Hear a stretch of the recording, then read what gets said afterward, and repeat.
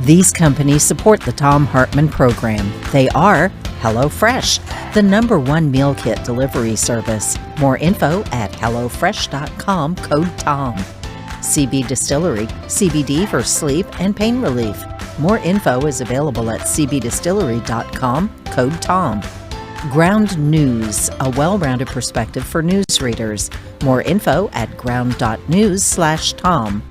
Angie, for any project on your to-do list. More info at Angie.com. Dinovite, a whole food supplement for your pet's immune system. More info at Dinovite.com. And ExpressVPN, the VPN that just works. More information at expressvpn.com/Tom.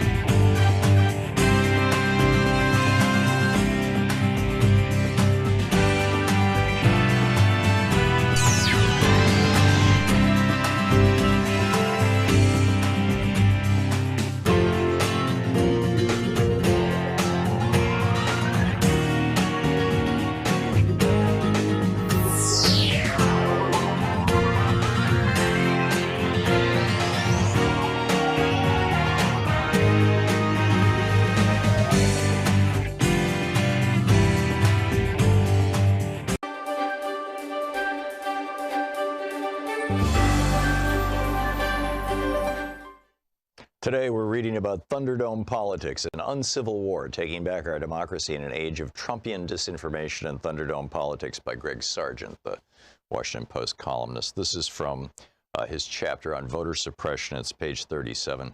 Republicans and Democrats inhabit different political realities, as mentioned in a previous chapter. But there are certain facts about our politics that are just objectively true. One of them is this. Generally speaking, efforts to make it harder to vote are almost always pushed by Republicans. You cannot understand what is happening in American politics right now without recognizing this stark and very fundamental difference between the two major political parties. During this decade, procedural hurdles were put into place in around 20 states that in some manner or other have made it harder to vote or to register to vote, or have undone previous efforts to make voting or registering easier, or have otherwise threatened serious disenfranchisement.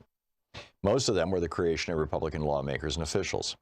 The difference in the two parties' national platforms for 2016 tells the story. The GOP platform champions additional hurdles that are absurdly disproportionate to the phantom abuse it alleges, while the Democratic platform champions multiple specific ways to make it easier to vote, not harder. The most common and controversial of methods used by Republicans to suppress Democratic turnout is the requirement that would-be voters present identification at the polls. The game here tends to turn on requiring forms of ID that some groups are less likely to have, making participation harder for them. Other restrictions include techniques like cutting back on early voting and making it harder to register, both of which have, in recent years, been instituted in multiple states. Republicans who have passed laws making it harder to vote have tended to claim such measures are necessary to protect against, quote, voter fraud. We'll look at this in more detail below, but for now, note that most of the states that have passed such measures did so while under Republican control. As New York University political scientist Samuel Isikoff has memorably put it, the single predictor necessary to determine whether a state will impose voter access restrictions is whether Republicans control the ballot access process. Scholars trace the modern era of warfare over election rules to the intensely contested presidential election of 2000. In which a divided Supreme Court halted the recount in Florida, throwing the presidency to George W. Bush. The closeness and partisan acrimony of that contest, combined with the intense national focus on election rules that accompanied the court battle over it, helped persuade both parties to invest much more attention and energy on those rules. As a result, both the implementation of measures restricting the ballot and the legal battles over them have intensified in recent years. A brief glance at the surprising history of voter ID laws begins to tell the story of this tightening. In the 1970s, several states implemented voter ID measures, but all of them provided for ways that voters without the proper ID could cast a ballot. By 2000, there were 14 such laws, and they had been implemented by politicians in both parties. But by the mid-2000s, amid rising post-2000 acrimony, a handful of red states began implementing voter ID laws that the nonpartisan National Conference of State Legislatures described as, quote, strict, meaning that they make it easy to disqualify those who don't pass muster. After one of those laws in Indiana was challenged and then upheld in 2008 by the Supreme Court, an escalation began that gained momentum in the Obama era. From 2010 onward, the adoption of voter ID laws in general and of strict ones in particular accelerated. Though a handful were blocked in the courts, as of this writing, a total of 34 states have voter ID laws in effect, 24 that are deemed non-strict and 10 that are deemed strict. The strict ones are in red states or in swing states where they were implemented by Republicans.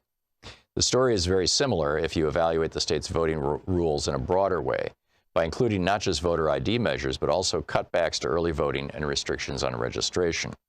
Here the trend is just as pronounced. After the 2010 elections, the Brennan Center for Justice documented a sharp rise in efforts to pass such measures in the state legislatures across the country. Not all these efforts bore fruit, but many did. By the time voting took place in Election Day 2016, some 14 states had these new restrictions in place for the first time in a presidential election. Now, as of this writing, by the Brennan Center's count, some 20 states have successfully implemented either strict voting ID requirements or cutbacks to early voting, or restrictions on registration, or other measures with meaningful disenfranchising effects. If you're a liberal who's frustrated by the seemingly unbreakable Republican dominance of national politics, not to mention GOP control of most state governments across the country, then the chances are that these restrictions figure heavily into your explanation of this GOP supremacy. Indeed, social media has been absolutely saturated in recent years with variations of the lament that Republican political dominance is largely maintained through a combination of nefarious and undemocratic tactics, such as ballot restrictions that keep constituencies unfriendly to the GOP from voting, and extreme gerrymanders that have, in effect, built a fortress around the GOP's majority in the House of Representatives. Democrats frequently invoke the GOP's use of these tactics, often justifiably, to raise money and to galvanize turnout. This narrative contains some important truths. Some of the forms that these restrictions on voting access have taken in recent years are diabolically obvious in their efforts to keep constituencies supportive of Democrats from voting. Still others boast the distinction of being more insidiously designed and thus less obvious in their intentions. The book is An Uncivil War by Greg Sargent of the Washington Post. This is the Thom Hartmann Program. And greetings, my friends, patriots, lovers of democracy, truth, and justice, believers in peace, freedom, and the American way. Thom Hartmann here with you. Got a lot coming up on the program today. In our third hour, Christopher Brown, the attorney, will be here on qualified immunity in the police. He just had a case before the Supreme Court. In our second hour, how Texas gets away with gerrymandering and creating minority rule. And but the question I'm asking today in my HartmannReport.com piece, based on Steve Scalise saying that he's, the guy who ran for Congress from Louisiana, saying he was David Duke without the baggage. He's now the number 2 Republican in the House, and he says he's whipping Republican votes to block the January 6th committee from referring Steve Bannon for criminal contempt to the Department of Justice. We'll get to that in the second hour. Professor Richard Wolff will be with us in the second hour, and the economist, professor of economics. But it's our first hour. It's time for Middays with Mark. Congressman Mark Pocan is on the line with us for our National Progressive Townhall Meeting, Middays with Mark. He represents the 2nd District of Wisconsin. He's a member and former co-chair of the Congressional Progressive Caucus. He's on the Appropriations, Education, and Labor Committees. Pocan.house.gov, Pocan.house.gov is his website. And you can tweet him at Rep. Mark Pocan. And Congressman Pocan, I have 3 quick questions for you this morning, if you don't mind. I'll just go through them real quick. First of all, welcome to the program. So glad to have you with us again. Thanks, Tom. Glad to be here. I'm glad you're with us. Thank you. I'm getting increasingly hysterical emails from FreedomWorks and other, Koch network-aligned right-wing groups about the Freedom to Vote bill today. That would blow up the Republicans' plans in a number of states to mess with our elections. That's number one. Number 2 is the Steve Scalise whipping votes for Steve Bannon. What's going on with that from your point of view? And the third is, isn't it a good sign, and I realize how bad this sounds, but isn't it a good sign that the White House is saying that they're removing free community college from the Build Back Better bill because that's proof that there's actual negotiations going on as opposed to just posturing? Yeah, so you gave me 3. So what's the first one again, so I get it in the right order? The first one was these increasingly hysterical emails I'm getting from FreedomWorks about the right to vote bill. They're saying that it's going to, end the right to vote altogether. So, I think the good news is, just as we're seeing with Build Back Better, Joe Manchin is a legislator at heart, right? And he knows that he has to negotiate and work to get things done. And that is his bill around the voting rights. And it's a decent bill that would really address what a lot of these states are doing. And there's a lot of reason to believe that Joe Manchin is committed in ways that maybe we've been begging people to be committed for a while to get it done. So I think that's why their frequency and franticness has increased, because I think we're seeing some additional glimmers of hope that Joe Manchin's committed to seeing his bill get done, which would be an extremely good thing. You think they'll change the Senate rules to get it passed? Because it's going to be filibustered. I think there's a lot of openness because they want to get this bill done, and Joe Manchin would like to get his bill done. Yeah, okay. So that is, I think, the reason you're seeing that elevated. The second question, I apologize, Tom. You gave me. Oh, it's quite all right. I should have emailed these to you. I'm sorry. Steve Scalise is whipping votes, for Steve Bannon. What does that say about the Republican Party? That means the leash they wear has a little spike on it, and when the former president pulls on it, they feel the spike, right? I mean, everything they do is to appease their cult leader, Donald Trump, and Donald Trump clearly doesn't want someone to go out there and talk about the involvement that he very likely had in, if not creating, but clearly knowing what was going on and not doing anything to stop it. So we're going to get it done. We're going to, as far as I'm concerned, we should have even had to go to a congressional vote. We need Department of Justice to enforce subpoenas, period. If that means Steve Bannon sits on a concrete slab for a few days until we get him in, that's what it means. But fine, we'll do this through a vote of Congress, but you have to enforce subpoenas. I think it's the least we can do. Right. And to your last question, I do remember what it is. Absolutely. We were in the White House yesterday, a number of us from the Progressive Caucus. They also had a group of the so-called moderate conservative members. And we were in there for over 2 hours. And the president's very involved with this agenda. He's doing a lot of things that were the priority. Everything that the Progressive Caucus has as priorities largely is moving forward. And in fact, even to the strategy, Tom, and I think this is important, do more things for maybe slightly smaller amounts of time. Because just like when Social Security was created, once people, all the same complaints were said about Social Security, and once people saw how good it was wildly popular. So he's doing that, and also seeing that people will get benefits immediately. And there's certain things that they're doing that, it's not finalized yet, but, for example, on expanding Medicare, a lot of special interests don't want us to go to dental, vision, and hearing. Or negotiate drugs. Or negotiate drugs, although Joe Manchin's been very good on that, by the way. Some others have been less good. But when it comes to the Medicare expansion parts, the dental part would take a long time to put in place in some ways. I think he's got a pretty unique solution to make it more immediate and to help people so we can move this forward. So the president absolutely is engaged. Talks are moving. President is very anxious to get this done in a good way. And, Joe Manchin gets it because he's a legislator. He's negotiating. I'm not sure if all of the people who are holding out get it. But I think at some point you're going to have a critical mass. And I'm very confident that this thing is moving forward in a good way. Great. Okay, so let's pick up. Usually I open the mic to you at the very beginning and say, what's on your agenda? I'm sorry, I failed to do that today. Is there anything that you wanted to lay out for us before we start? And by the way, for our listeners, the telephone number is 202-808-9925. Congressman Pocan will be with us for the hour answering your questions.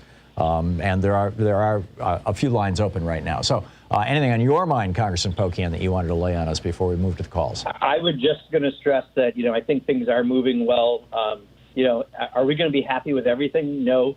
Joe Manchin and I probably disagree on a number of things ideologically, but to be fair, he's negotiating and doing what we need to move a bill forward. And, I think just some of the things I mentioned are significant. I mean, those child care provisions, I think, are game changers for people in this country. Expansion of Medicare, the negotiating for prescription drugs so we're not being ripped off by Big Pharma. I mean, there's some really significant stuff that is moving forward. And while we won't have everything that the president wanted in the $6 trillion bill, by the time this is done between the two bills, you'll probably be close to about half of what the president wanted financially. But we're finding ways to stretch it to probably get three-quarters or more of his agenda, and I think we might wind up with a pretty strong bill. That's great. That is absolutely great. Step by step. Okay, let's pick up some phone calls here. David in Columbus, Ohio, you're on the air with Congressman Pocan. Congressman, recently I've been kind of depressed as far as the climate crisis. Are the Democrats going to accomplish anything on the climate crisis? This seems to be the biggest health problem we have. Yeah, I mean, I agree with you, David, that so much more needs to be done than has been even proposed, to be perfectly honest. Although we have seen a few signs recently that are maybe a little better on the timeline of what's happening, but that's no excuse not to keep the foot on full throttle and trying to move forward. I think some things that are very positive are there are a number of measures in these two bills that will be very strong around climate change, including creating jobs around climate change. I think there's some executive orders and actions you're going to see agencies taking also in tandem to try to move this forward. But we have to do so much more as a nation around this. And, given that 50-50 Senate with the makeup of the Senate as it is, it's a lot more difficult to really rise to where we truly need to. And you're right that the urgency absolutely needs to be there. We need to get far more done. Problem is Congress is used to operating on deadlines, but you can't operate on a deadline when it comes to the planet, right? If you get past that point of no return, we're all screwed. Yeah, there you go. 15 minutes past the hour. Congressman Mark Pocan taking your calls for the hour in our national Progressive Townhall Meeting, Middays with Mark. Back with your calls for Congressman Pocan in just a moment. You can find his website at Pocan, POCAN.house.gov. You can tweet him at Rep. Mark Pocan. We'll be right back.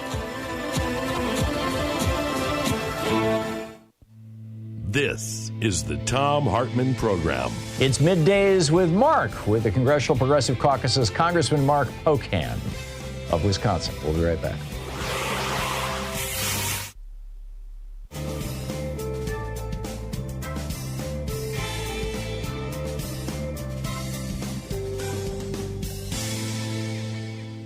And welcome back. Morris in Long Beach, California, listening on KPFK. Morris, you are on the air with Congressman Pocan. Hey, good morning, Congressman, and good morning to you, Tom. Congressman, Papa Joe said that we should get whatever we can get right now, and then we can get the rest of it later on. Now, you fellas shot for the moon, you shot for the stars. You shot for the stars, but you landed on the moon, and that's pretty good. I don't have a short memory. I remember where we were not just 6 months ago. But do you think the president was correct that we should go ahead and get whatever we can get right now, even though it's not what we wanted? But we got something wrong. I got a stimulus check the other day. Get what you can get right now, and then we can get the rest later on. Do you think that's a good strategy? And thank you. Yeah, thanks, Morris. Our point has been do more things, even if it's for a shorter amount of time, because like when Social Security was created, a lot of critics were out there. Once it got in place, people saw how wildly popular it was. Obviously, we still have it till today, and we're going to have it in the future.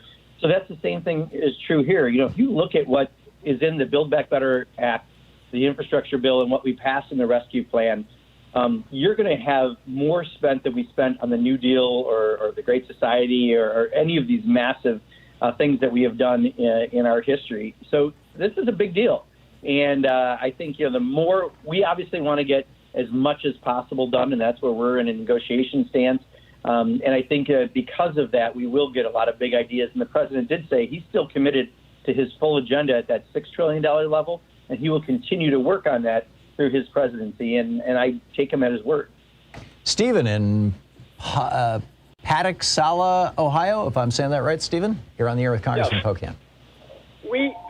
The Senate Defense Committee decided that they were going to increase the budget by $10 billion from what the Pentagon requested. How the heck is this going on? Are these committee members being strong-armed by the Republicans, or is there some deal with Joe Biden that, they're being cut? I don't understand. With all the spending that's going on with the Pentagon, it's ridiculous. Stephen, Barbara Lee and I started the Pentagon Spending Reduction Caucus for the very reasons you're talking about. We spend more than the next 11 nations combined. And for all the fight that we have over the Build Back Better agenda at $3.5 trillion, which is about $350 billion a year, the defense Pentagon budget is twice that every year, and you don't see the same consternation. So I completely agree with you. This is the military-industrial complex is what we're facing. It also was Democrats joining Republicans, not all Democrats, but a number of them, to put this increase out there that goes above what Joe Biden said he needs for the Pentagon. So unfortunately in the House, it did proceed through the NDAA, and that's where it's at in the Senate, and they're going to keep that extra money above the president's request, which is ridiculous. To me, the real thing we have to do, Tom, is we have to have a new definition, a modern definition of defense. And there's 5 words, I think, that if we affected, right now it says money can only go to a state or non-state actor. If we got rid of that or altered that language, you could then use defense money for other ways that actually defend the public, for pandemics, for climate change, for cybersecurity, and some other areas. So I think that's a goal that a number of us are working on in the next year, getting a modern definition of defense so we can put money in different areas. That would allow you to move some of that money around or past the Defense Department? Climate change money could go toward... As opposed to expanding its portfolio. Yeah, exactly, but not necessarily for purposes of war, but for purposes of actual defense. Right. I get it. That's not the definition we should have. I get it. I like it. It's, thank you. It's 20 minutes. It's coming up at 20 minutes past the hour. We'll be right back.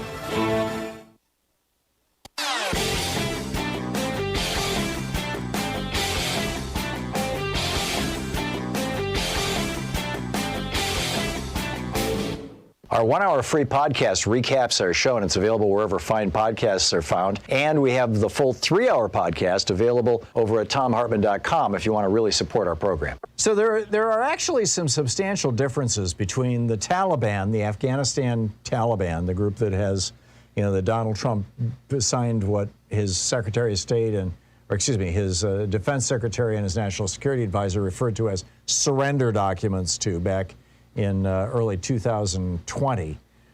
There's a difference between the Taliban and ISIS, or even K-ISIS, which is how they're identifying the ISIS group that has emerged in Afghanistan.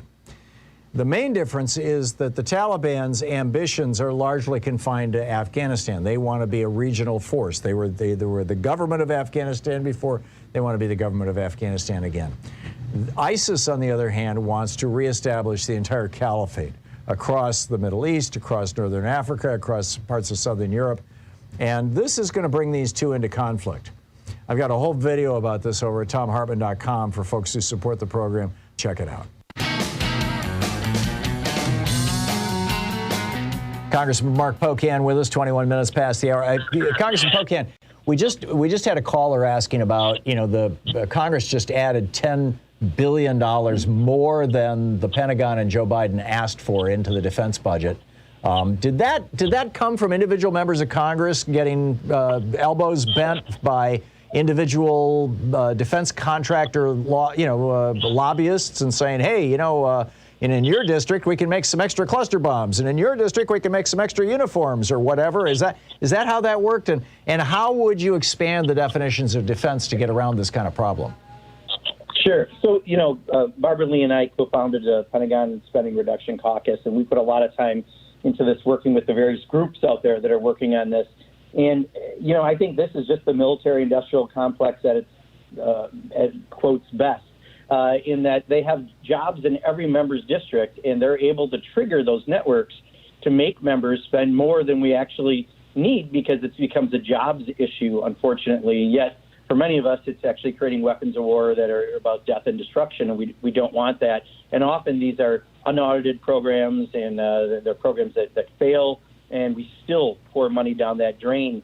So what happened was in the House on the NDAA, Republicans and some Democrats, by the way, voted to spend more than Joe Biden asked for, and the Senate also, the same thing happening. So we're probably going to spend more than Joe Biden wanted to. Many of us voted against that national defense authorization because of that spending. But I think what we would argue is we need a more modern definition of defense. So there are 5 words where it says right now you can only use defense dollars against a state or non-state actor. And I think there's a way to try to either expand or take that language out so that you could use money for other ways that defend this country. And in the last year and a half, the biggest national security threat we've had has been COVID-19. Then we could use money for pandemic. We could use money for climate change, because clearly that's a threat to this country. We could use more money for cyber attacks and things like that. By having that more modern definition, then you're not just looking at, the bombs and missiles and defense contractors that really profit from the current system, but we could actually use some of those Pentagon dollars in a better definition of defense of this nation. And I think it's something that many of us are starting to work on for the next period. We have an opportunity to fund the Pentagon. That's a really interesting and thoughtful thing. Thank you very much for that. Joe in Woodstock, Illinois, you are on the air with Congressman Pocan. Good morning, Congressman and Tom. I have a serious question, and it is a simple one. Okay, we're looking at what they're doing in the Senate. And I know this doesn't include the House. It's a separate thing. But we're watching it, 2 senators that were bought off. And it's not going to change. If it's not Sinema and it's not Manchin, it's going to be somebody else. How do we get through this? I've given up hope. I've given up because there's nothing I can do more than vote and get a little bit active, and I'm pretty much disabled. So I want to know, Congressman, what do the Democrats do? It's hopeless. Thank you. Yeah, it's not hopeless, Joe. Here's the simple answer to it. Get more Democratic senators. If you don't have to rely on 2 people that seem to enjoy the ability to hold out and hold up the president and Democrats' agenda. If we had 2 more senators, it wouldn't matter, and you wouldn't have to be doing some of the negotiating. So, when Wisconsin and Pennsylvania and some other states are up next year, follow those elections very closely because, I said to the president himself, we're going to deliver Wisconsin. We're going to make sure Ron Johnson can spend his entire day reading the National Enquirer instead of just, before he goes to a committee hearing. And we'll get it done. But that's the simple answer. If we had a little more robust members, bigger Democratic membership in the Senate, any 1 or 2 people can't hold everything up like you can with a 50-50 Senate. Debbie in Derry, New Hampshire, you're on the air with Congressman Pocan. Hi, good afternoon, gentlemen. Tom, thank you so much for taking my call. Thank you both so much for everything you do. You're doing God's work, and I pray for you both every day. Trust me. Thank you, Debbie. You're very welcome, both of you. So many Americans are quitting their jobs. My husband works in manufacturing. He's a supervisor. He doesn't have the luxury of quitting. So I guess my heart is really going out to the workers who are stuck working while their coworkers are quitting. They're having to work 2, 3 times as hard. What can we do to help the workers who are continuing to work? My husband is getting up at 2:30 every morning. I know this because I'm his alarm clock. I'm waking him up 2:30 every morning to go into the factory, to be there for 4 o'clock. He works until 5:30. This is 5 days a week, 4 a.m. to 5:30 p.m. It's not sustainable. It's not good for his mental health. It's not good for the quality of our lives. And I'm just concerned about people. Now he's telling me there are more and more people at his work quitting because they can, collect unemployment. He just told me yesterday when he got home, I said, "How was your day, honey?" He said, "It sucked." I said, "Why?" He says, "Another guy quit today, and he's calling in saying that he has COVID symptoms when he doesn't, just so that he can be out of work for 2 weeks." Amazing. Debbie, thank you. We'll have to take your call, Congressman, on the other side of this break. But great question, Debbie. Congressman Mark Pocan is with us for the hour, taking your calls. Middays with Mark, our National Progressive Townhall Meeting with the Congressional Progressive Caucus's Mark Pocan. We'll be right back. You're listening to the Thom Hartmann Program. Call 202-808-9925. You can find Representative Pocan's website at Pocan, POCAN.house.gov. You can tweet him at Rep Mark Pocan. Back right after this.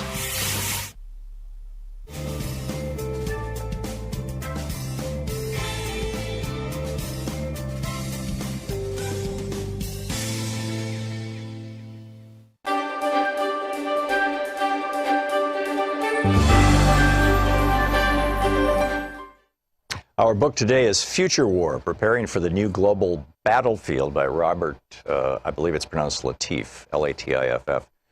This is from the introduction. On a sweltering August day following weeks of heightened tension with Russia over its actions in Ukraine and Syria, and harsh words between the United States and China over actions in the South China Sea, and as workers are preparing to depart the cool of their air-conditioned Manhattan office buildings for the gridlocked highways and subways, several large electric power plants along the East Coast simultaneously experienced dramatic overspeed conditions in their large turbine generators. Plant operators are unable to stop the steam turbines, whose automatic control and data systems have been infected by sophisticated computer malware, and they catastrophically tear themselves apart, cutting power to large segments of the population and industries in the Northeast. Building systems shut down, hospitals switch to emergency generators, trains stop running, traffic lights cease operating, and Wall Street trading comes to a halt. At the same time, 1,100 miles to the south, a massive rocket sits fueled and ready to launch a critical national security satellite when an explosive-laden private aircraft flies at low altitude into the Cape Canaveral launch pad area and, despite repeated warnings, slams into the pressurized fuel tank and solid rocket motors, creating an enormous conflagration. Half a world away, elite commandos equipped with the latest high-technology equipment but unidentifiable as a national army attack U.S. and allied interests near areas of disputed territory. Thus are fired the opening shots of a new war. These hypothetical events represent a radically different style of conflict fought with new tools and against new and unfamiliar enemies. When most people think of war, they imagine soldiers doing battle with other soldiers, employing tanks, artillery, and other recognizable weapons. However, in this century, war has morphed into something we can scarcely recognize, and future conflicts will be qualitatively and quantitatively unlike those of the past. They will be fought using innovative and unusual weapons, many of which, because the technologies have both civilian and military uses, will be available to far more people who are far less skilled in their employment. The so-called democratization of technology has diminished the monopoly of advanced countries on the tools of war. 21st century armed conflicts often have no battlefield in the traditional sense. The concept of opposing armies clashing in deadly struggle but moderated by international conventions of behavior seems a thing of the past.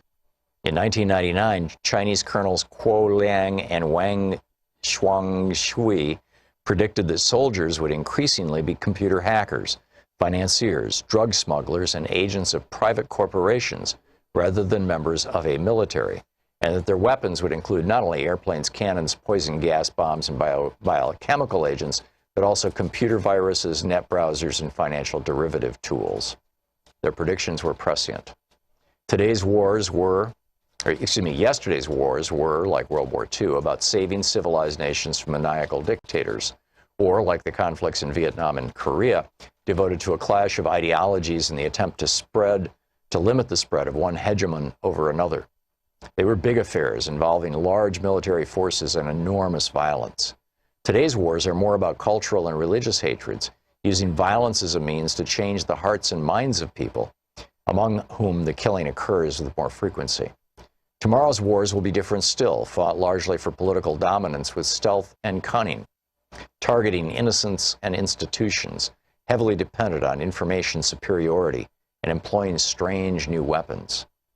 While we have a highly motivated and well-trained and equipped armed forces that will adapt, we are not prepared as a nation to react well to the inevitably messy and ambiguous situations these new conflicts and weapons will present. We still have no clear idea of what constitutes an act of war in cyberspace now, nor of how we might respond to such an act. It is not enough for the military to be prepared. Neither the public nor its decision makers have yet fully comprehended the significance of the changes in the types of conflict and the tools with which they will be fought. Without question, there will be circumstances when decision makers will find it necessary, or at least think it necessary, to send soldiers into classic boots-on-the-ground combat situations.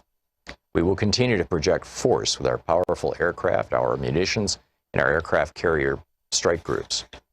When war is fought in foreign lands, it could well be against other high-tech armies. However, war will increasingly be more personal and often fought closer to home. It will not lend itself to the traditional massive displays of U.S. firepower. It will affect individuals directly, not as some distant conflict we read about in newspapers or watch in the movies or on the internet. Americans will be targeted on U.S. soil, often, as we have seen in San Bernardino and Orlando, by homegrown terrorists. This form of war will be messy and complex, and it will not lend itself to easy, quick, soundbite solutions. It may not even be clear for a while who perpetrated the violence against us. Was it state-sponsored or a random act of terror? Will we unleash massive destruction on foreign countries in retaliation for attacks by terrorists residing on our own soil? If so, to what end and with what consequences? There are always consequences, whether they be the death or capture of our own troops, unnecessary civilian casualties, or the incitement of more violence. The book Future War by Robert Latif.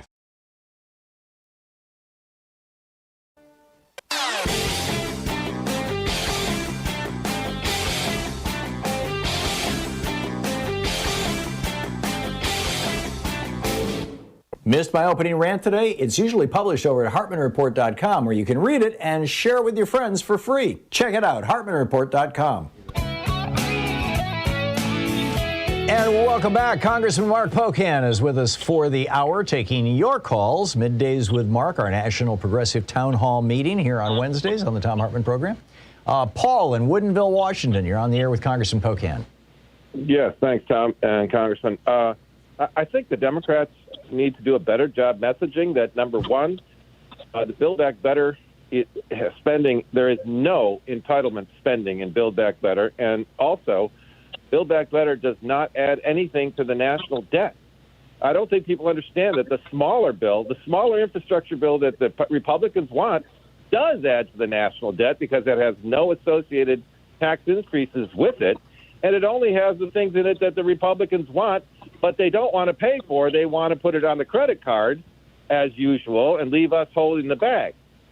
I don't think whatever form of shorter time or whatever, Manchin and Sinema and the Republicans will vote for because they don't want anything that would give Joe Biden credit, and they don't want anything that's going to cause the billionaires to have to pay for it. So my proposal is if they're not going to vote for it, maybe we can come up with $3.5 trillion in federal tax cuts for the middle class. Anybody who makes under $200,000 a year doesn't have to pay any income tax. Zero. Let's start there and see who will vote for that. Yeah, Paul. So first of all, I mean, you're right on many things about the two bills. In fact, 3 times more jobs are created in the Build Back Better Act than the infrastructure bill, as currently proposed by how the House has marked it up. So clearly, there is a big difference. And I do think we need to get, quite honestly, the president out there selling this more. I know he's going to go on CNN tomorrow night with a town hall format, which I think he does very well and talk about it. But there's so many good, important things that real people will benefit from. We have to get that message out, or else, it's a lot of that's going to be lost because there's so much good in here. Now, having said that, as I think I disagree a little bit on is this bill already has a big tax cut for the average person. 40 million American families are seeing a tax cut via the child tax credit. So you're already getting that because of COVID. This will extend that. Also, there are cost savings for American families via the negotiating for drug prices, the paying no more than 7% for child care, the expansion of Medicare benefits going into dental, vision, and hearing, among other provisions that are going to be real cost savers for the American people. So there's still a lot that's going to be really good in this bill, but we have to make sure people understand all that's going to benefit them that's in there. And when I talked to the president, I explicitly, that was my point, was get on the road, right? Go out there and talk about it. Joe Biden is extremely well-versed because he wrote this. He's passionate about it. I want him on the road, and if he does that, that will help us to let people know what's in that bill, and it will be even more popular than it is currently. Amen. Martin in McKinleyville, California. You're on the air with Congressman Pocan. Hi, thanks for taking my calls. I have two comments. I read an editorial in the Journal of the American Medical Association about 6 months ago that said that Medicare would be insolvent by the year 2024. And my second comment is, why not open Medicare up to people 60 years old and older rather than expanding the dental, vision, and hearing, because then you would be including more people in Medicare and it might be more popular. Thank you. Yeah, so Martin, to the first one, I haven't seen that, and I don't believe that's correct, so I can't speak specifically about it, but I haven't seen the exact thing you're talking about. We know Social Security, not Medicare, runs out of funding at a certain point, but again, there's a pretty easy fix that once Congress only acts on deadlines when something's imminent. Unfortunately, that's how I learned after 9 years of how we operate. But there's an easy solution by lifting the cap of which people quit paying into Social Security. And if you adjust that, there's a long life to that. To your other question, we've tried for both, and the Progressive Caucus would like to lower that age. I just don't think that it's a proposal right now that's on the table from a number of parties, perhaps on the Senate. But I do think it's important, and this is Bernie's idea, to expand it to dental, vision, and hearing, because let's face it, for seniors, those are all real issues that are health care issues that aren't currently covered under Medicare. And the special interests in Washington are fighting against those hard because they don't want to have to, have that happen because they know that they're going to lose some profits through that system. But it's good for healthcare reasons to have that expansion. So if we can get that, that is a big win, and that helps us get closer to making it that we will have something like Medicare for all in the future. Edgar in Houston, Texas. You're on the air with Congressman Pocan. Yes, how you doing, Tom and Congressman Pocan?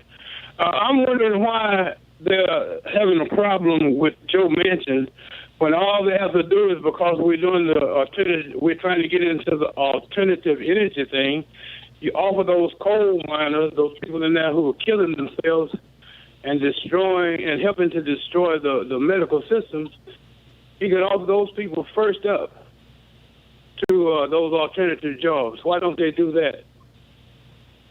Yeah, Edgar, that's in conversation. Also, I can only repeat what I've heard, but I heard there were about 10,000 coal miners in West Virginia, and yet in my district, I've got over 10,000 people who work for one company, Epic, that does medical software and things. So, it is, in my opinion, and I think many people who are listening, illogical not to address climate change because of one senator's, state and where a lot of their industry comes from, albeit much smaller than perhaps people actually think. But to his credit, he's negotiating and helping us get something done right now. At the end of the day, I think we will have a bill, not with everything that we originally wanted, but because Joe Manchin is negotiating and will ultimately, I think, be there with us. That's a much better stance than someone who wouldn't share what they believe in, so you can negotiate with them. So I'm not going to trash Joe Manchin. He and I may have serious philosophical disagreements on what are some priorities, but he's actually working right now to move forward and get this done. And I'll continue to try to convince him why he may be wrong on a few things. And my good friend and our Progressive Caucus Chair, Pramila Jayapal, spent 2 hours with him on Monday afternoon doing just that. But I give anyone credit who's sitting down negotiating, trying to move forward. Tim, and by the way, Congressman, yesterday I was quoting the Washington Post headline, Arby's has more employees than the entire coal industry nationwide. Arby's. And nobody's talking about, we need to save Arby's workers. So for what it's worth. We need a roast beef carve-out? There you go. Exactly. Tim in Fort Wayne, Indiana, you are on the air with Congressman Pocan. Yeah, hi there. Thank you for taking my call. Congressman, I just had one short comment and one question. Number one, I wish you would be our congressman. We got Jim Banks here in Indiana, and he does nothing for his constituents, and it just bugs me. And even the independents and Republicans don't like him. I still don't understand how he gets voted in, but that's another rant. But my question is I'm usually an optimist, and I'm optimistic that we're going to keep the Congress and the Senate in 2022. But every time I turn on the news, they say Democrats in dire straits and all that. What's your opinion on the upcoming in 1 year? What's going to happen? Tim, thank you for that question, because I'm a journalism major and I talk to a lot of reporters, and the questions they ask all the time is, when are you going to vote on this? What day? And I'm like, no one in my district asks what day. They want to know what's in the bill, because that's what's important. And they all want to know the top line number. And we've told them over and over and over, what matters is what's in the bill, and that'll get you a top line number. You don't work it backwards, because that's an illogical way to kind of to do it. But they love to write on the conflict, right? I mean, you don't sell detergent and, pharmaceuticals by saying, members of Congress working hard to get a solution, right? That's boring. You're going to change the channel. They have to have conflict. So despite the fact several hundred Democrats in the House and 48 in the Senate are all rowing together, they want to focus on the 2 in the Senate and a handful or so in the House and make it the conflict start. So first, let me just say that, and I appreciate you bringing that issue up. Second, I'm bullish on 2022. There's 2 elections. One is the redistricting election, which doesn't affect the Senate. It does affect the House.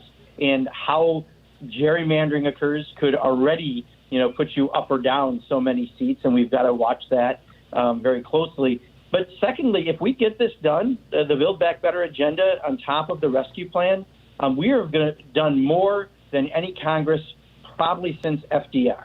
And in fact, we're spending more money, but of course it makes sense because we're, decades in the future from there.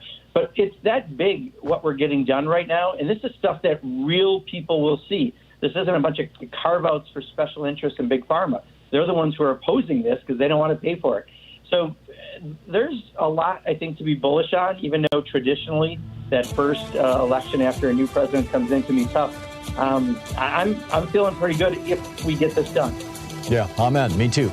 Congressman Mark Pocan with us for the hour. It's Middays with Mark on the Thom Hartmann Program. Congressman Pocan taking your calls for the hour. You can check out his website at Pocan, POCAN.house.gov. You can tweet him at Rep. Mark, M-A-R-K, Pocan. We'll be back with Congressman Pocan in just a moment. You're listening to Thom Hartmann. Visit thomhartmann.com for audio and video archives. It's the Thom Hartmann Program, the place where despair is not an option. Back with your calls for Congressman Mark Pocan in just a moment.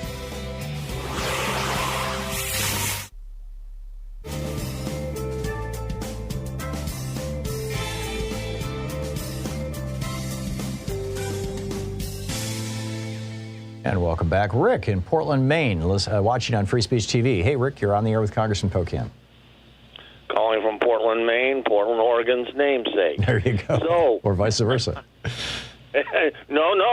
The guy from Portland, Maine won the coin toss. Oh, really? Interesting. Yes, and the guy from Boston lost, so it's Portland, Oregon. Okay. Now, so I don't understand.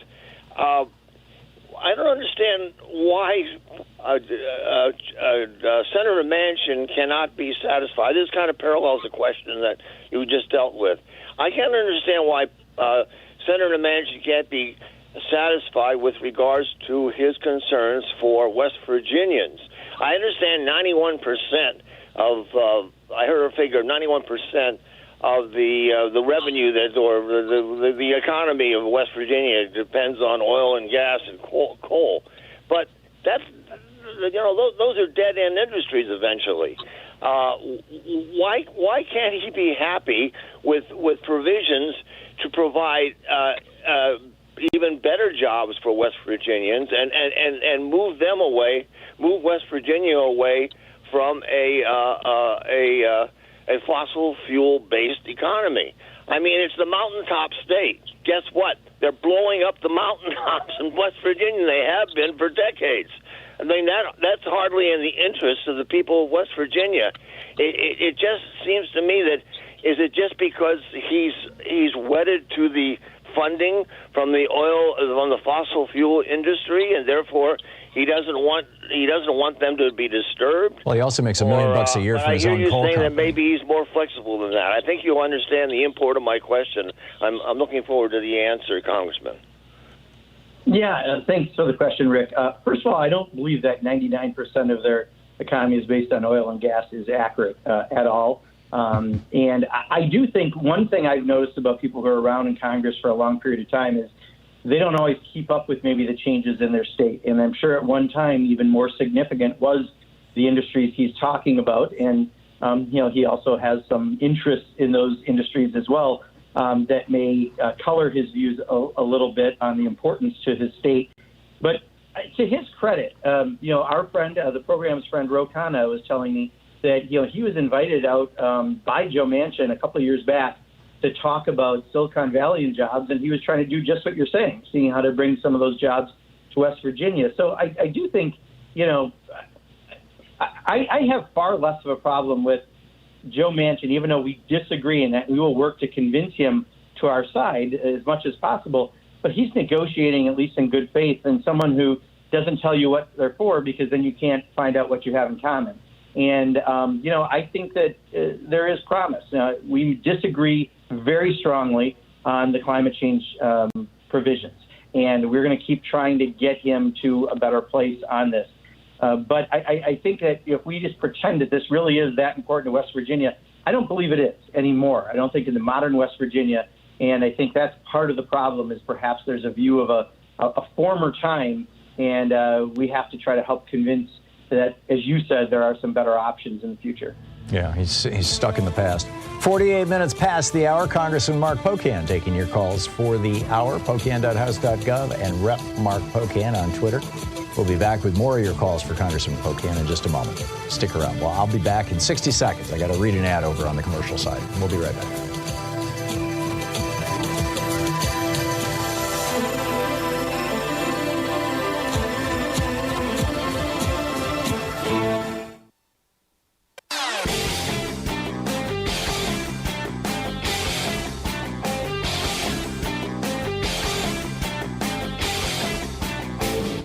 Change starts with you. You can be calling your Democratic or Republican representatives to let them know what you think by calling 202-224-3121. It's the Capitol switchboard. It'll get you right through to them. We have a new video over at thomhartmann.com for supporters of our program that centers around this clip from 1978. The energy crisis is real. It is worldwide. It is a clear and present danger to our nation. These are facts, and we simply must face them. What I have to say to you now about energy is simple and vitally important. Point one, I am tonight setting a clear goal for the energy policy of the United States. Beginning this moment, this nation will never use more foreign oil than we did in 1977. Never. And he continues. Moreover, I will soon submit legislation to Congress calling for the creation of this nation's first solar bank, which will help us achieve the crucial goal of 20% of our energy coming from solar power by the year 2000. What could have been, huh? Check it out at ThomHartmann.com. And welcome back. Congressman Mark Pocan taking your calls for the hour. And let's see here, Nancy in Woodland, California. You are on the air with Congressman Pocan.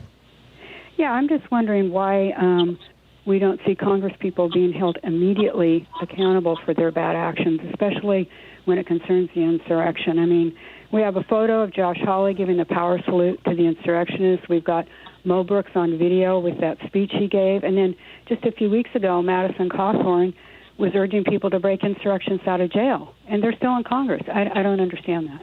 Anyway, thank you. Yeah, Nancy, I'll tell you, let me answer it this way. It's probably not going to be a satisfying answer, but, everyone has due process, right? And,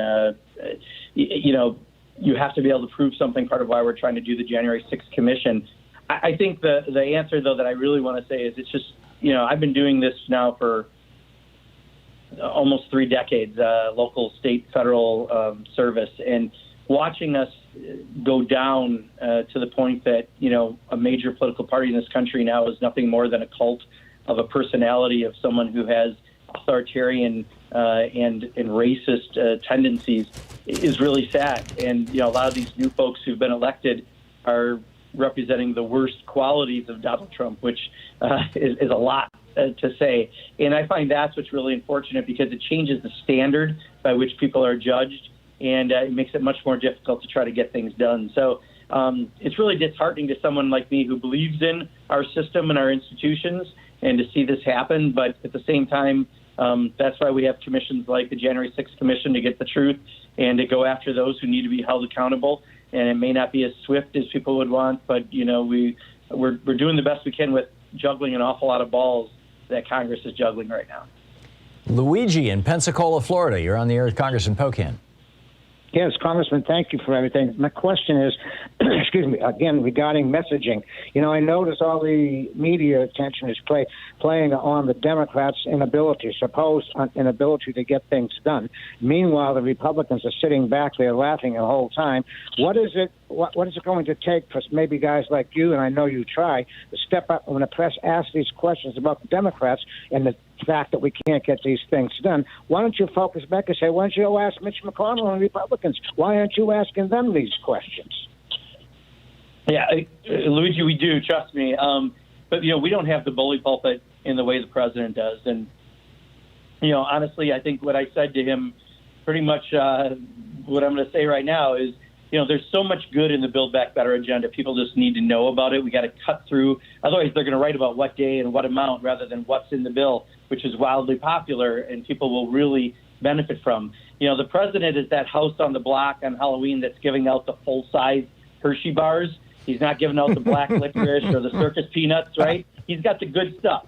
And we need him to get out and talk about that good stuff as much as possible because he has a bully pulpit that is 1,000 times the bully pulpit any of us have. So I hope that because he's passionate about it and he knows this subject, it's his bill, he can do it well, and we really need the president to get out and do that.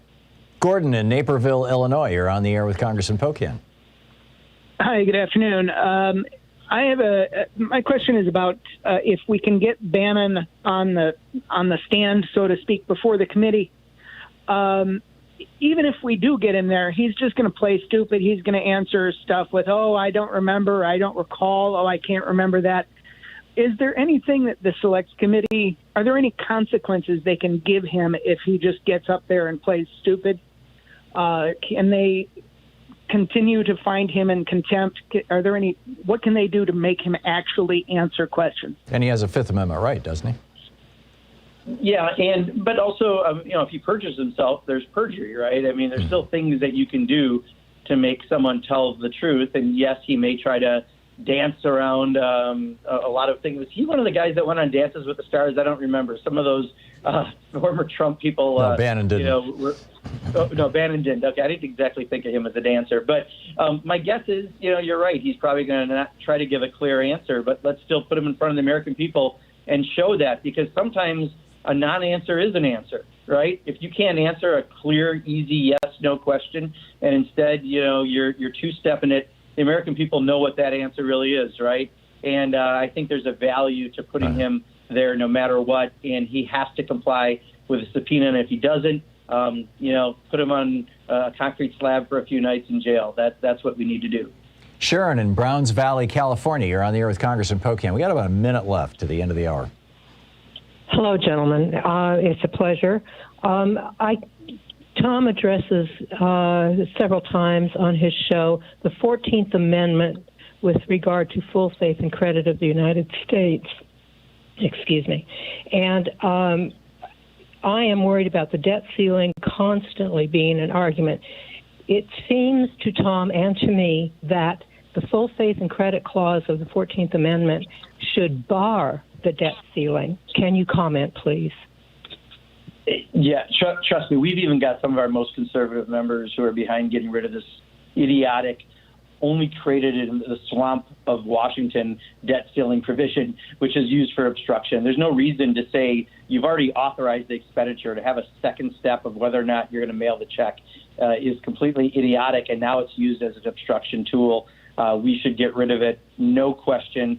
And, you're right, because we got to deal with this again in December, and it wastes congressional time that we could be doing things like extending Social Security and addressing Medicare and other issues that need to happen. So I agree with you. Could it be dealt with by simply invoking the 14th Amendment and saying, we're just going to ignore this from now on? Could the administration do that? I don't know if that is the most direct path, but I can let me ask around to see how much it's been discussed. Yeah, well, obviously, legislatively removing it would be preferable. Congressman Pocan, anything in particular we should look forward to in the next in 5 seconds here? Yeah, I think I say it every week. Watch closely and contact your members of Congress. Build Back Better could be happening very, very soon. We need people to call members of Congress. Thank you, Congressman. You're listening to Thom Hartmann.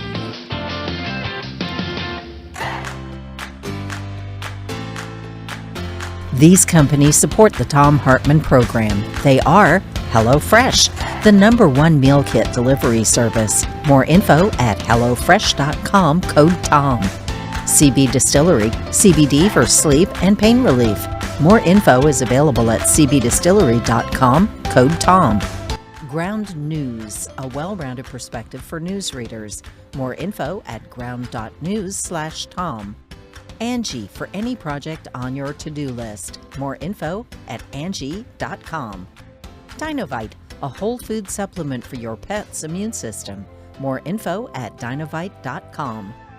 And ExpressVPN, the VPN that just works. More information at expressvpn.com/Tom.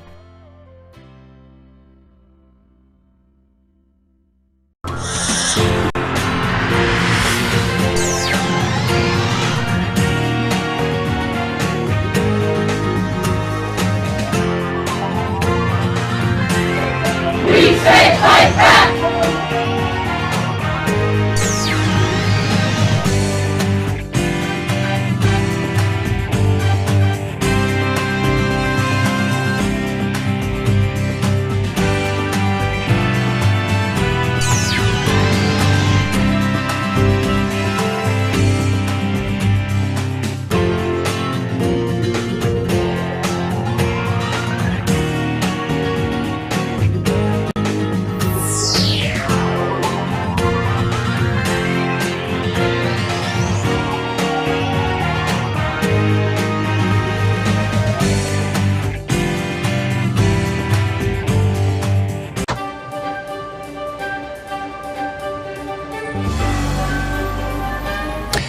Our book today is Jailbreak Out of History by Butch Lee.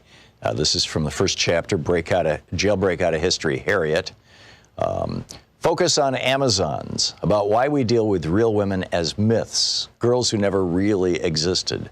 Yet and again, all are around us, and that we can't bring ourselves to see. Because seeing through white men's eyes is about non-vision of ourselves. So let's deal with a real Amazon. Think about Harriet Tubman. Take 6 months. In fact, take a year and think. Break it on down. What does it mean to be the most famous new African woman in U.S. history? What does it mean to be stuck in that lie? What's the meaning of being famous while being hidden and disfigured and dissed? Let's jailbreak Harriet Tubman out of white history and place her in Amazon and new African her story, her people's story. Harriet Tubman's life is a live weapon placed in our minds, showing us what it means to be an Amazon, which is why the capitalist patriarchy has forbidden us to touch on it for so long. In this, maybe for the first time, we can see Amazons as a future force in a clash of peoples and nations, not as myths, but as players in the whole difficult course of world politics. We can also appreciate the bittersweet tang of reality as the peeling away of layers of propaganda and disfigurement which have hidden Harriet from us exposes how much we assume and how little we have known. New African women have already pointed out the significant pattern of Harriet's exclusion. Cultural critic Bell Hooks said recently, if we could recover Ida B. Wells and Harriet Tubman to the extent that we've recovered, say, Zora Neale Hurston, I think that's an important contrast because people want to bury that revolutionary black female history. Historian Deborah Gray White connects Harriet's treatment to a larger pattern in the mainstream history of slavery, in which black women, quote, were reduced to insignificance and largely ignored, end quote. In examining the influential historian Stanley Elkins, she points out, quote, that Elkins seems to omit women altogether was accentuated by his description of slaves whom he identified as part of an American underground, those who never succumbed to Samboism. Among those mentioned were Gabriel, who led the revolt of 1820, Denmark Vesey, leading spirit of the 1822 plot at Charleston, and Nat Turner, an omission conspicuous by its absence, was Harriet Tubman. If Elkins had really been thinking of slaves of both sexes, he would hardly have forgotten this woman, who became widely known as the Moses of her people, end of quote. Patriarchal capitalisms, which only want Amazons to be exotic myths about forgotten ages, have hidden Harriet Tubman in her own fame. They both trivialize and exceptionalize her. These are tools of oppressor culture. The stripped down and censored version of her life is told in elementary schools all over the U.S. empire. So much so that everyone thinks they know her story already, although they don't. Harriet Tubman was born in slavery in Maryland around 1820. She escaped to the North when she was 29, but kept returning secretly to the South again and again to help other slaves escape. For this, she became known as Moses. True statements. But by limiting her, it becomes clever propaganda against her and against her people. Where patriarchy has been unable to deny that women do significant things, it denies the full meaning of what we do by trivializing them. Mary Daly, feminist philosopher, traces the enormity of what patriarchy has done to us. In ancient Greece, the goddess Hecate, also known as Artemis and Diana, was sometimes known as Trivia and represented by a three-faced statue.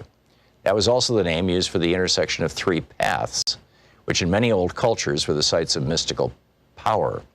She writes in Gynecology, quote, in light of the cosmic significance of the term trivia as the crossing of the three roads and of the goddess who bears this name, contemporary meaning of the term in English should be examined. The English term, which according to Merriam-Webster is derived from the Latin trivium or crossroads, is defined as common, ordinary, commonplace, of little worth or importance, insignificant, flimsy, minor, or slight. Of course, according to patriarchal values, that which is commonplace is of little worth. For in a competitive hierarchical society, scarcity is intrinsic to worth. Thus, gold is more important than fresh air, and consequently, we are forced to live in a world in which gold is easier to find than pure air. End quote.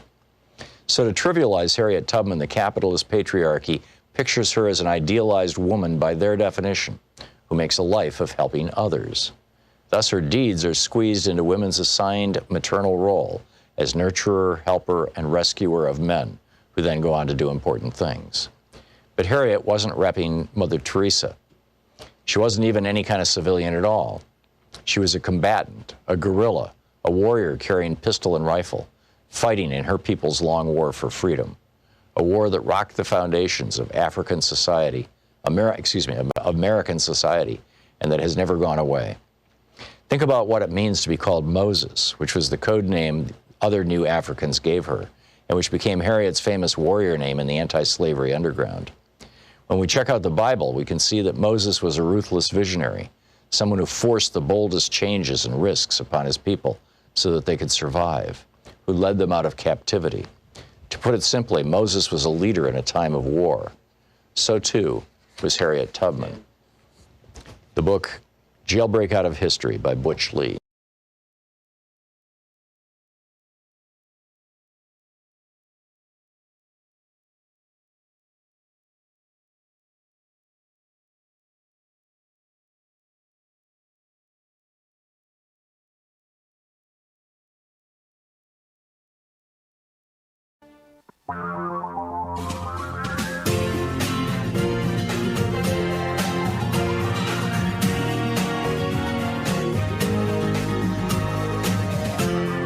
This is the Thom Hartmann Program.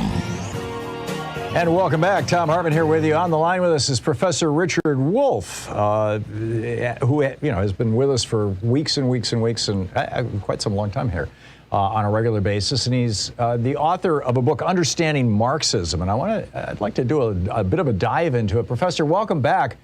Help us understand Marxism.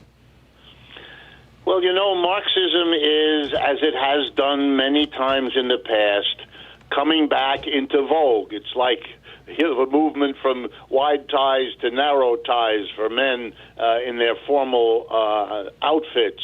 It has been declared dead innumerable times, and it has become alive again to everyone's surprise or chagrin, depending on their point of view. The book I wrote was for a simple reason.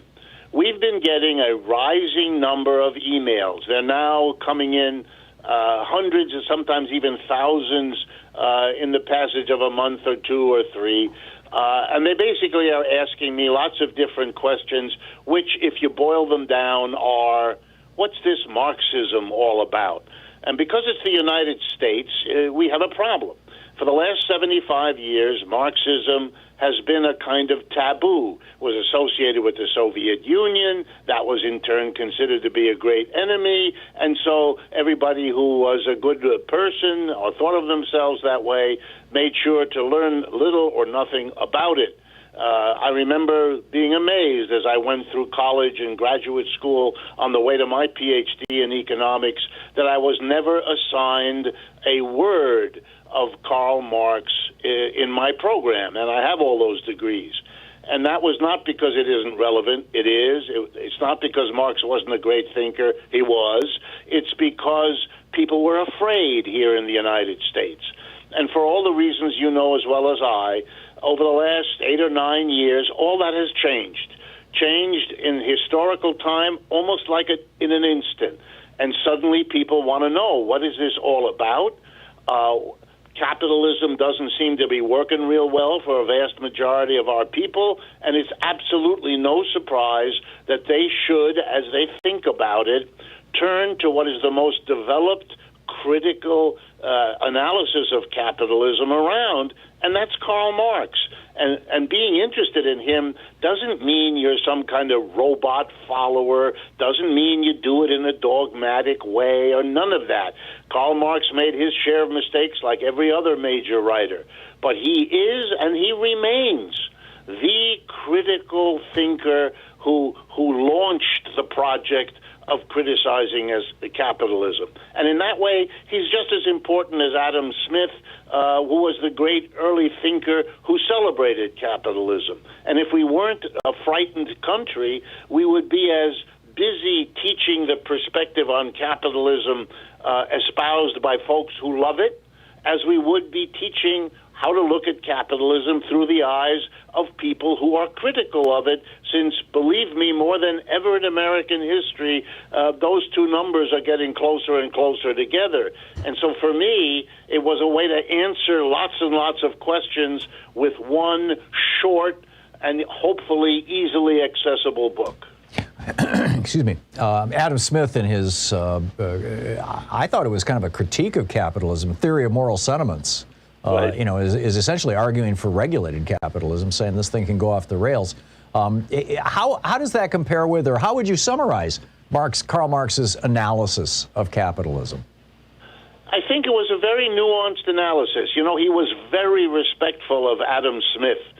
There's a multi-volume work Marx produced. It's published as Theories of Surplus Value. And in that multi-volume work, an enormous number of pages, I don't know the exact number, but I remember 60, 70 pages of one of the volumes is devoted to a very positive appreciation of all that Marx learned from Adam Smith. And you're quite right. Smith was a very sophisticated thinker, too, and he had his critical moments. But the Adam Smith that has survived to our current time is the Adam Smith of the so-called invisible hand, which has been interpreted as this idea that somehow, magically, as if God himself were guiding us, capitalism takes us to the absolute best economic system anybody could ever want, dream of, or imagine. And if you don't believe that, and I believe the majority of Americans don't believe that anymore, then you're going to start looking at the point of view of the critics, of whom there have been millions, but none has ever surpassed the basic insights of Karl Marx. And I can summarize them really kind of quickly, that Marx, as a young man, was absolutely in love with the principles of both the American and French Revolution. The slogan of the French, liberty, equality, fraternity, and to which you add the American contribution, democracy. That was Karl Marx. He was a young man for whom this was the greatest thing he could think of. But he happened to be alive in the middle of the 19th century, and he looked around, and capitalism had indeed taken over. Feudalism was gone. But if you were looking for liberty, equality, and brotherhood and democracy, it wasn't there. And his project, as a man, as a thinker, as a writer, his project was to explain why not? Why did capitalism that promised to bring liberty, equality, fraternity, and democracy, whose leaders of the revolution that created capitalism promised those things and did so sincerely, Marx asked himself the question, why did it not work out? And his answer, and that's what he always wrote, that's what Das Kapital, his great book, is about, his answer was that capitalism contains within itself the barrier to reaching the slogans it supported and it endorsed when it was born. And he then said, I'm going to show you why. And now basically the answer. If you divide the work of producing goods and services into the following arrangement among people, that a tiny minority sitting at the top of every enterprise, every workplace, whether you call it the board of directors or the owner or the partners or whatever name you give them, if they have the position of telling everybody else what to do without being accountable to all those people, then you have banished democracy from the workplace and you have introduced a conflictual relationship between those who direct at the top, the minority, and those who do the bulk of the work, the majority. And that conflict is going to, in the end, undermine the system. The folks at the top are going to run businesses so they become richer and the mass of people don't. I give you the U.S. today. They're going to run it in such a way that they don't take into account the broader needs of the society. They're simply monomaniacally focused on the profit of their enterprise, and that's going to lead us into instability, business cycles, crashes, and all the other phenomena. And finally, they're not going to take into account the deeper personal, interpersonal, and relational needs of the majority because they don't give them a voice. And that's going to end up creating social conflicts and difficulties, which sooner or later will bring the system down. And look, did he make mistakes? For sure. Did he overlook things? No doubt. But that was a very profound analysis, which helps to explain why Marxism, starting in England, because that's where Marx lived most of his adult life, starting in England, has spread with capitalism so that people who find the Marxian critique persuasive are now active in every single country on the face of the earth. Wouldn't you say that the legalization and legal protection of labor unions, the provision for beneficent corporations like a number of states have done, worker-owned cooperatives, which are encouraged in, I think there's 17 states, correct me if I'm wrong, that have explicit laws to encourage this. Right. Other states that discourage it. But that these are all ways, consistent with Marx's analysis, ways to modify capitalism so that it is less toxic, less destructive? Absolutely. And Marx, if you ever read the Communist Manifesto, which is not a major work of analysis, but is still his work, that's how it ends. It ends with a list of demands that are not all that different from the demands you would get from Bernie Sanders or the... Oop, did we just lose Dr. Wolff? Yeah, we did. He just vanished. Okay, I'm gonna pop out of here then, because it is 16 minutes past the hour anyway. I don't know what happened. His phone croaked or something, but we'll be back on the other side of this break. That was Professor Richard Wolff. Democracyatwork.info is his website, and you can tweet him at Prof. Wolff, WOLFF. We'll be back 16 minutes past the hour here on the Thom Hartmann Program. I want to get into a rant about the current state of the Republican Party right after this. This is the Thom Hartmann Program. And then, of course, I'll pick up your phone calls at 202-808-9925. We'll be right back.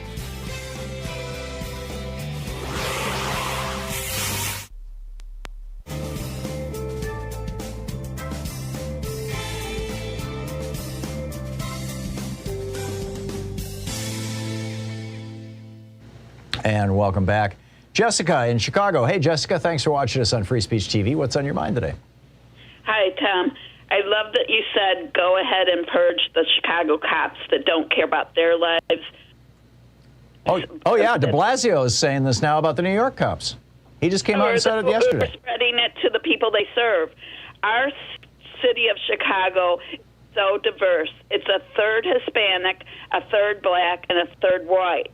And I called you during the Black Lives Matter protests when on CBS News they showed these racist cops. They showed them beating they were yelling at a poor homeless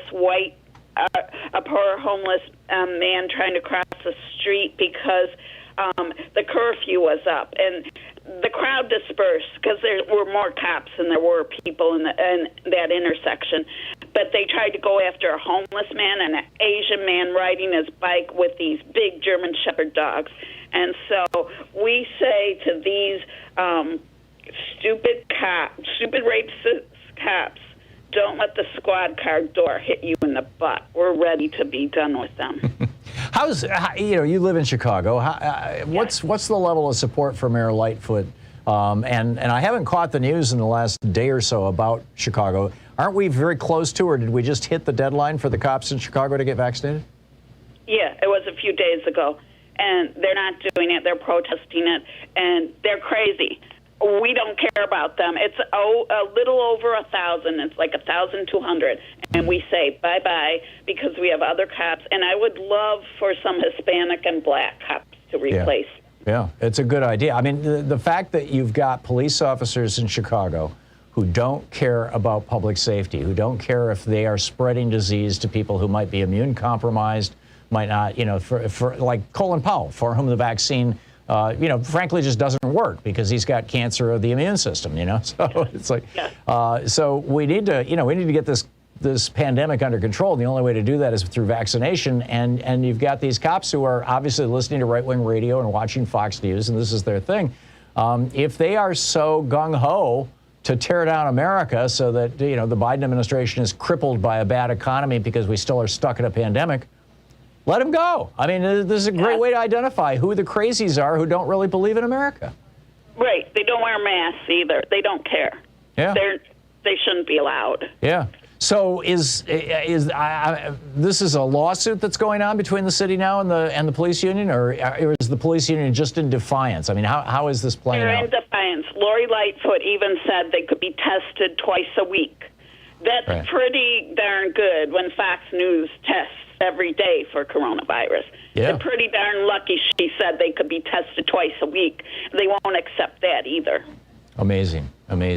And we're seeing this in police departments and unions all around the country, and it's completely out of control. Jessica, keep us up to date on what's going on there, would you? Yes, thank you. Okay, thank you very much for the call. I saw Delta Airlines yesterday announce that they're giving in to all the right-wingers and Republicans. Apparently there's been a phone call and letter-writing campaign organized on right-wing radio and perhaps Fox News to pressure Delta Airlines into foregoing their COVID vaccination mandate. And so they've backed away now. I'm not all that enthusiastic about flying on an airline that's not entirely vaccinated. I'm just not. Are you? We'll get to that in just a moment as well. Stick around.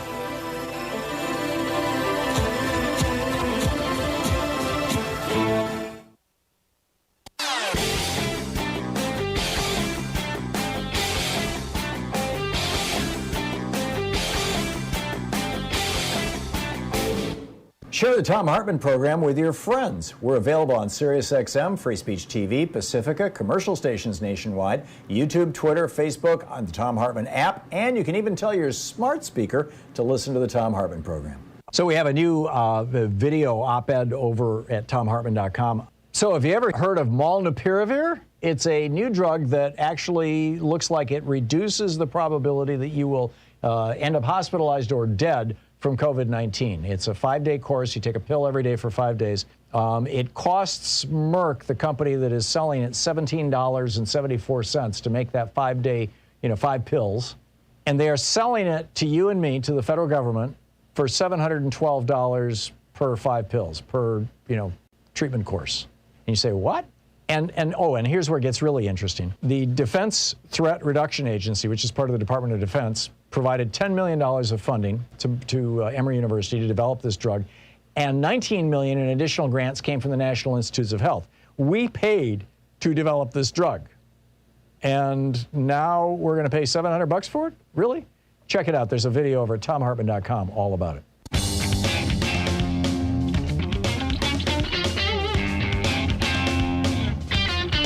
And welcome back. Thom Hartmann here with you. Okay, my rant today from HartmannReport.com is titled, "Is the final stage," probably I should have used the word scene there, but is the final stage for the GOP and democracy the 2022 election? And I started out by talking about Congressman Steve Scalise. Steve Scalise is the congressman from Louisiana. He's the number 2 Republican in the House of Representatives. He's the whip under Kevin McCarthy. He's the guy who ran for office saying that he was David Duke without the baggage. Even David Duke, by the way, pushed back on that. My hot link to that quote, the quote's all over the internet, but my hot link to that quote is to an article about David Duke saying, wait a minute, you're no David Duke, but he's close enough, right? He got elected. So Steve Scalise is now talking to Republican members of the House of Representatives. Keep in mind, he's the number 2 Republican in the House behind Kevin McCarthy. He's talking to these people and saying, please do not vote to refer Steve Bannon to the Department of Justice for a criminal contempt citation for contempt of Congress. In other words, we, the Republicans in the House of Representatives, are just fine with some guy saying, screw you, to a congressional subpoena. Let that sink in for a minute. My father's Republican Party is now the modern-day Confederacy, and Republicans' defense of Steve Bannon defying subpoenas this week pretty much proves it, in my opinion. And if it keeps moving in the same direction, we may see this republic turn into a full-blown racist strongman oligarchy. I mean, the racist and big money poisons really began in the GOP in the 1950s with the Brown versus Board of Education ruling from the Supreme Court. This activated the racists, frankly, in both parties, the Democratic and Republican parties. But the Democratic Party repudiated those racists just a decade later in 1964 and 65 with the Civil Rights Act and the Voting Rights Act. And just 3 years later, Richard Nixon, with his Southern strategy, reached out to the white racists, particularly in the South, and said, hey, you know, the Democrats don't want you guys anymore. They want to have a multiracial society. Oh, my God. A multiracial democracy. And so come on with me, Richard Nixon. And we can, you know, we'll keep this white power thing going. Now they're doing it down in Texas. White people are not even the majority in Texas anymore. They haven't been since 2004. Or I should say we haven't been since 2004. Well, I'm going to use they here because I think there are times to differentiate yourself. This is one of them. And so the white power structure in Texas has said, okay, we're gonna gerrymander Texas. So even though over 90% of the population growth, which has given us 2 new members of Congress, even though over 90% of that population growth has occurred in the Hispanic and black communities, we're going to give 100% of those 2 new congressional seats to white people. And we're going to strengthen the power of white people in Texas. A minority. This is called minority rule. This is not the party that Abraham Lincoln founded. This is a party of white racists and libertarian billionaires who don't believe in the American way, who don't believe that America should have a social safety net, who don't believe in Medicare or Social Security, who don't want, basically they don't want anything positive happening for the average person coming out of government because they think that only billionaires should be doing those things. Only the free market should solve all problems in society. And this is creating, by the way, now a crisis. You've got, the Trump open fascists like Steve Bannon. And the question is, are these billionaires, these right-wing billionaires who think, everything is economic, are they going to continue to support a Republican Party that is nakedly racist and fascist? And it looks like the answer is yes, they are going to. So what does this mean for America? I'm watching these guys. I mean, you've got 17 states now that have passed 30 laws. 19 states that have passed 30 laws to set up the theft of the 2024 presidential election. You're listening to the Thom Hartmann Program. Call 202-808-9925. Will they get away with it? How is this going to play out? Will they break the filibuster today to stop it? You might want to let your members of Congress know your opinions.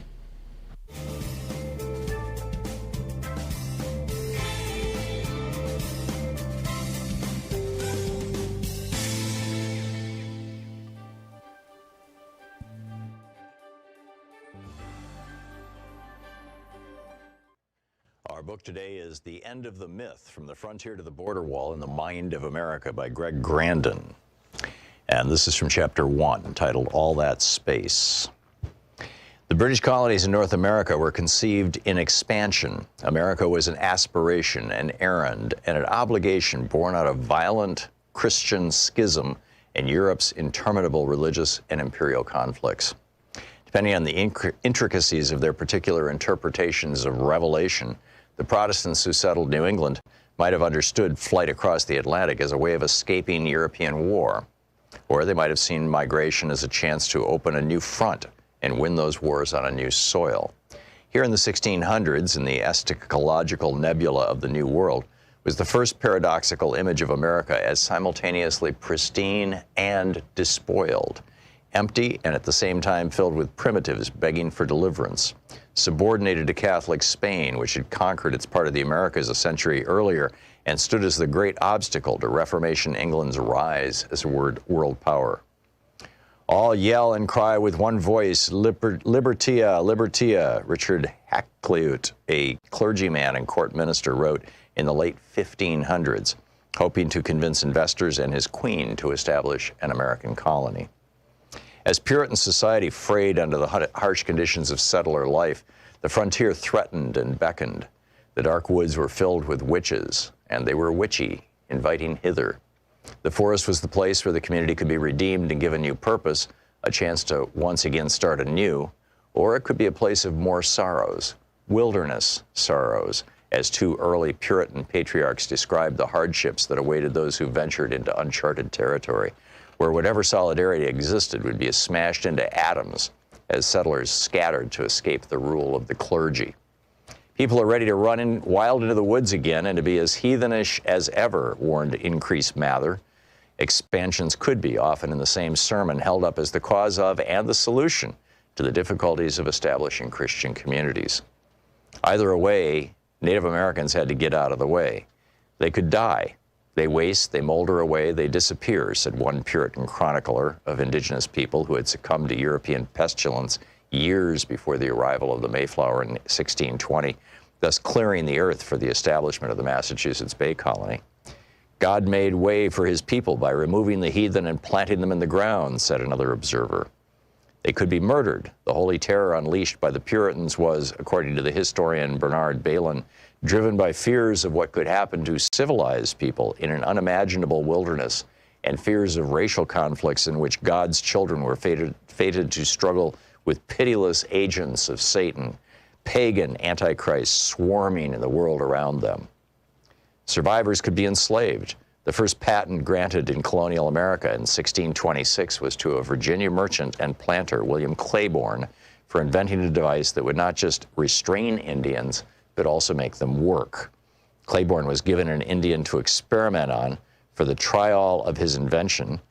Colonial records do not say what this innovation might have been, only noting that it was not successful.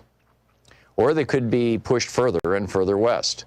The prodigious and relentless population, complained New Orleans Spanish governor in 1794, progressively drives the Indian nations before them and upon us, seeking to possess for itself this vast continent which the Indians occupy between the Ohio and Mississippi rivers, the Gulf of Mexico, and the Appalachian Mountains. More than a century and a half later, writing in the early 1950s, the Mexican author and diplomat Octavio Paz made much the same point. America was, he writes, if anything, geography, pure space, open to human action. Since it lacked historical substance, ancient social classes, established institutions, religions, and hereditary laws, reality presented no obstacles other than natural ones. Men struggled not against history, but against nature. And wherever there was an historical obstacle, indigenous societies say, it was simply erased from history, reduced to a mere natural fact, and dispensed with accordingly. Evil is outside, part of the natural world, like Indians, rivers, mountains, and other obstacles that must be domesticated or destroyed. End of quote. The American Revolution is a permanent revolution, Paz went on, a nonstop expulsion of, quote, all elements foreign to the American essence, and a constant invention of itself. And anything that stands in the way of that invention, anything that is in any way irreducible or inassimilable to perpetual creation, be it Native American, Spanish America, or history itself, quote, is not American. Quote, in other places, the future is one of man's attributes, because we are men, we have a future. In Saxon America, the process is inverted, and the future determines the man. We are men because we are the future, and everything that has no future is not a man. End of quote. The United States, Paz said, offers no room for contradictions, ambiguity, or conflict. The nation flies forward swiftly, as if weightless, across the land. Trying to stop North Americans moving west, Stephen Austin, the founder of Texas, said over a century earlier, was like trying to stop the Mississippi with a dam of straw. The drive west waxed and waned and burst forward with great passion during key moments. The book, The Edge of the Myth, by Greg Grandin.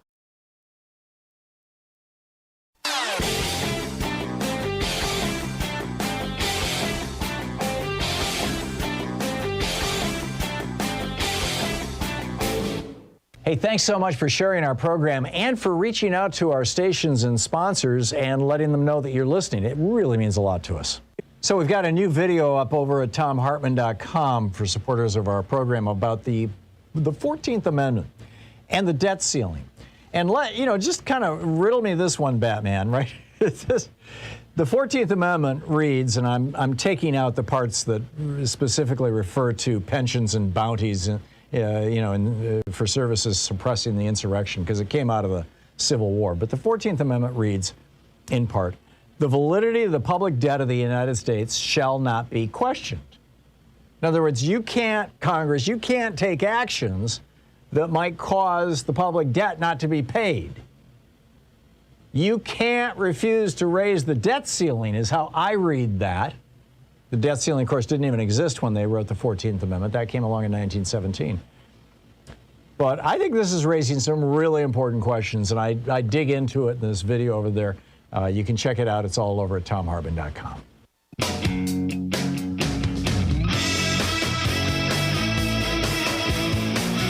And welcome back. Thom Hartmann here with you. So, is the Republican Party going down in flames? Sure looks like it to me. We're seeing more and more kind of getting more and more people leaving the Republican Party. We've got Texas with their gerrymander. It looks like they're going to probably succeed in this. I mean, the Supreme Court, when they gutted the Voting Rights Act in 2013 with their Shelby County decision, they brought this about, right? The Supreme Court just gifted this to us. Thank you very much. That now white racists in southern states, well, white racists anywhere in the country, actually, if they have a majority in their state legislatures, can strengthen that majority, even though they represent the minority of people in the state, by gerrymandering their state. And this is exactly what Texas is doing right now. And it's not just Texas. This is happening in every state. And there are a couple of states where the Democrats are pushing back and saying, okay, you want to play that game, we can do the same thing. Here in Oregon, for example, we've got a new congressional district, and it's going to go to a Democrat. And the Republicans are squealing, and they're lawsuiting, and they're freaking out. And, the real irony here is if the Republicans were to succeed with a lawsuit here in Oregon to block our one new congressional district going to a Democrat, then maybe that same logic could be used to block the two new congressional districts in Texas going to Republicans. But this is absolutely what's going on here, and how Texas is getting away with their gerrymandering and their minority rule. And it should be wrong. I mean, this should not be something that we do in the United States. It was Joe Stalin who famously told his personal secretary, I don't care who votes, what I care about is who counts the votes. The Republican Party has turned that into their mantra. And that has to do with democratic republicanism where? What? We are facing an existential crisis in this country right now, and it is coming right out of this party, out of the Republican Party. I realize we've got a problem with two bought-off Democratic senators, one in particular, Kyrsten Sinema, who, apparently now maybe is negotiating in good faith, but I'm not holding my breath. I mean, I think we're at the point now where it's up to her to redeem herself rather than for us to give her the benefit of the doubt or cut her some slack or try to be convincing of her or to her. But this is the state of affairs in the United States. So let's pick up your phone calls here. Linda in Auburn, Washington. Hey, Linda. Right. Linda, you're on the air. What's up? It would be 104. Not Linda?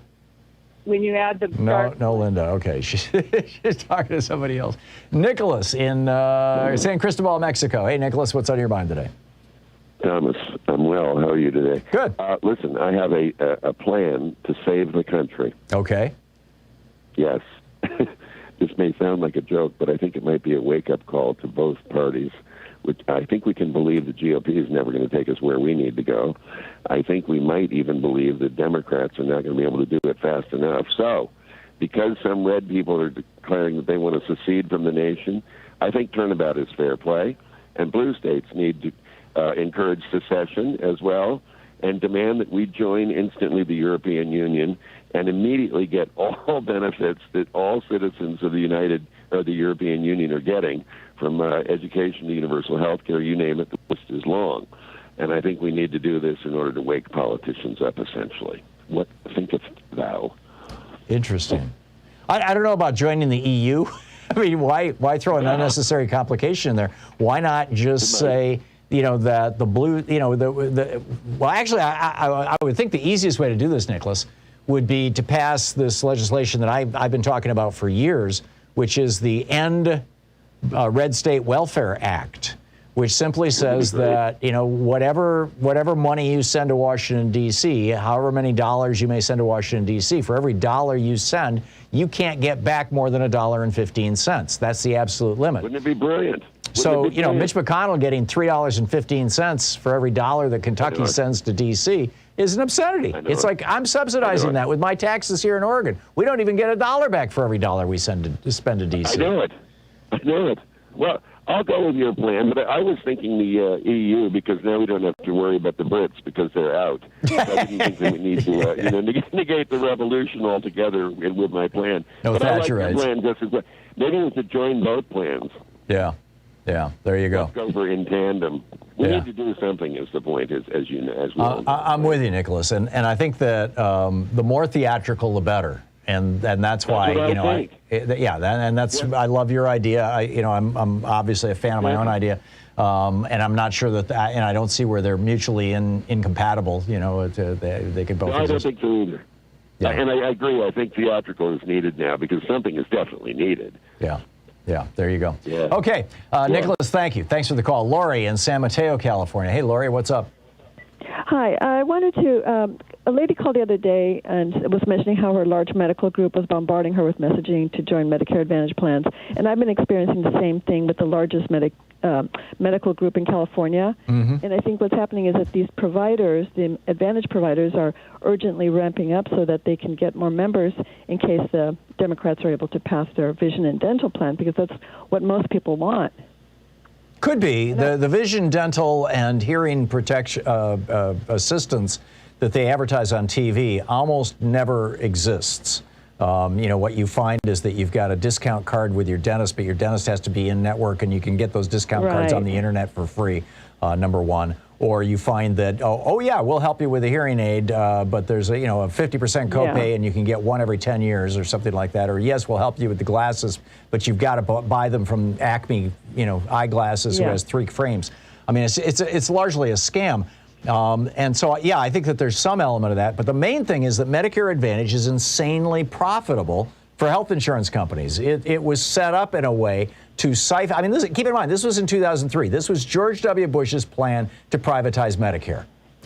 And we just need to be right up front about that. He ran for Congress in 1978 from Texas and lost, by the way, on the platform of privatizing Social Security and Medicare. When he got reelected in 2004, when he went on the road in 2005, in January, February, March of 2005, he was going to hit 20-some-odd cities and preaching the idea of privatizing Social Security now that he had started Medicare on the path to privatization with Medicare Advantage. And the more he did it, the more people disliked it, and so he abandoned the idea and moved on to other things. But this was, Medicare Advantage was George W. Bush's plan to destroy Medicare, and it's working. And every single person who signs up for Medicare Advantage is more money being drained out of the Medicare system than would be draining if they had signed up for normal Medicare, number one.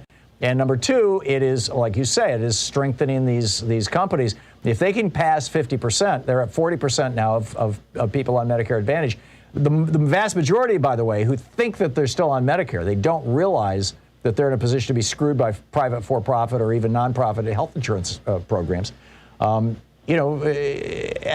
a certain point, if we try to do Medicare for all and Medicare has been privatized, we're just taking ourselves back to 1980.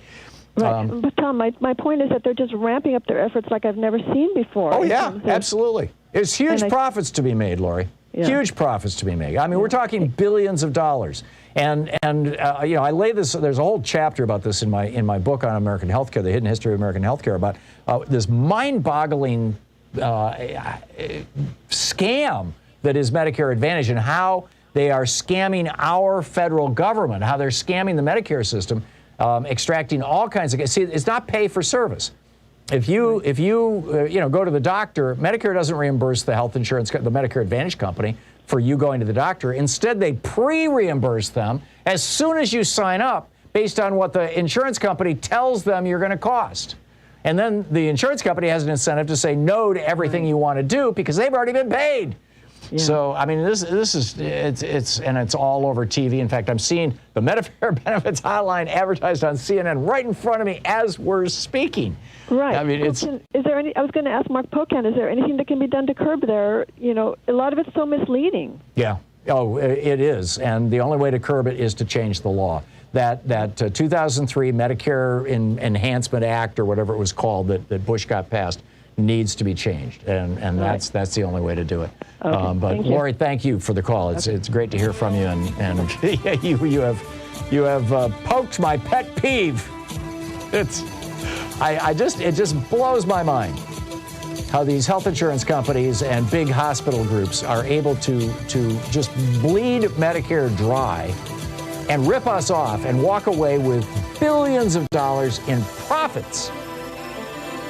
Not to mention, trillions of dollars in revenue. We'll be back.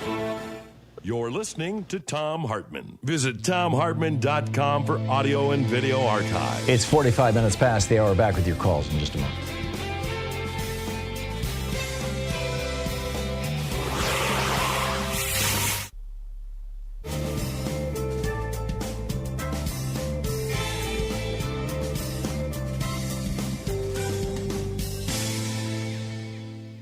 And welcome back. Linda in Auburn, Washington. Hey, Linda, what's on your mind today?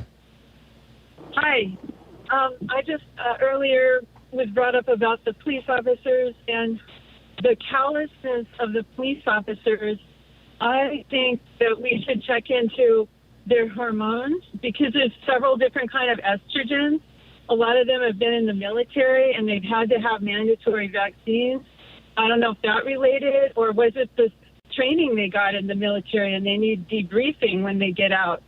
I think it's just that police forces, and I say this with some personal experience, having been through a course at the Georgia Police Academy and having interacted with a lot of cops and wannabe cops, both there and throughout my life. I think it's just that police departments, because they are rigid hierarchies, they are pseudo-military institutions. And when you become a police officer, you are literally given the power of life or death over other people. There's only two professions that we give that power to in our society: cops and doctors. And to make a decision that can end a person's life instantly, those are the only two. And because and I don't think being a doctor draws as many authoritarians, but because police institutions are pseudo-military. They're highly military. In fact, going through the police academy was a real revelation to me. They march in formation, with rifles and things, like basic training for the Marine Corps. So I think that what that does is it draws authoritarian people to start out with. And yeah, they may be on steroids, or they may have, testosterone disorders, or God only knows what. But I think really what's going on here, Linda, is that police departments draw people who have authoritarian types of personalities. Those kind of people are then drawn to media figures who are preaching authoritarianism, which you find all across Fox News and on right-wing hate radio, and racism as well. Racism is kind of the poor stepchild of authoritarianism, or one of them. And therefore, it shouldn't surprise us that we've got cops who are white supremacists and are willing to defy society and assert their own authority to do that. And I think, what we should be saying to them, Linda, is thanks, see you later. Nice having you here, but don't let the squad door or the cop car door hit you on the way out. I think we should just let them go. It's our way of identifying who the right-wing crazies are, Linda, if they won't get vaxxed. There's another concept that it relates to. What about redoing the neighborhoods, these dense, dangerous neighborhoods, to be like eco-villages, to where it's just a whole different structure, where there's more nature around, there's really constructive things for people to do, so that, the police are going into war zones. Where I live, I know an African-American elderly woman who, in a week, knew 3 relatives that got shot, so it's a war zone. Yeah, this is a much larger issue. Yeah, and we're not going to solve it with parks, but But, we do need to provide a social safety net for all Americans, number one. And number two, we need to have community policing. We need to go back to cops walking the beat in the streets like they used to do, and get them out of the cars and get them, in the neighborhoods, meeting people, knowing people, the same cop in the same neighborhood for a long period of time so that you get to know your local cop and you can build a relationship with them. This is not rocket science. We've actually done this in the past, and it has largely worked. And then, of course, we need to filter out the crazies in the first place. We'll be right back.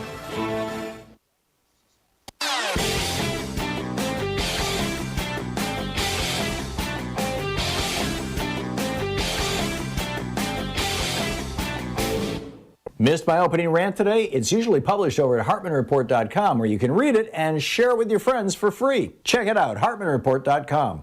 Hey, we've got a new video up over at ThomHartmann.com about Big Mail-In. You heard about this? Now, I'm not talking about the George Bernard Shaw play that got made into the movie My Fair Lady and all that kind of stuff. No, this is a PR firm in France.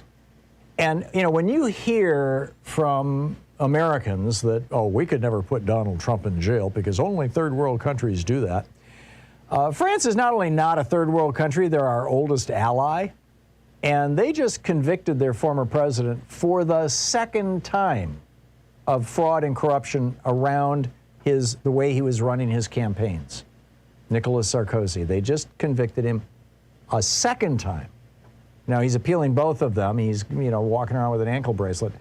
But, I've got all the details on this video over at ThomHartmann.com. You can check it out. But, again, next time somebody says, we can't put Trump in jail, tell them, hey, France did.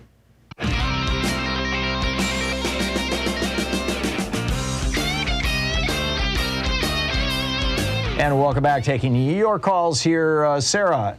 Hang on just a second there. Sarah in Minneapolis. Hey, Sarah, what's on your mind today? Hey, I'm getting through your book on the hidden history of healthcare, and it's just wonderful. I'm a healthcare provider myself in Minneapolis, and I was reading the Star Tribune this morning, and they were talking about the Office of the Inspector General discovering a certain for-profit insurer that was a tremendous outlier and raked in about $3.7 billion with their risk assessment of seniors, and also accusing them of going into health records to actually so that they can collect more money. So I'm assuming you're talking about United Healthcare's Medicare Advantage scheme. Well, yes, Medicare Advantage, because Star Tribune inquired on what the company was, and it was United Healthcare. Yep. And it was like this huge outlier compared to other for-profits. Yeah, surprise. Not surprised. And when I'm at my job, I was listening to a physician. I'm a hospital-based physical therapist.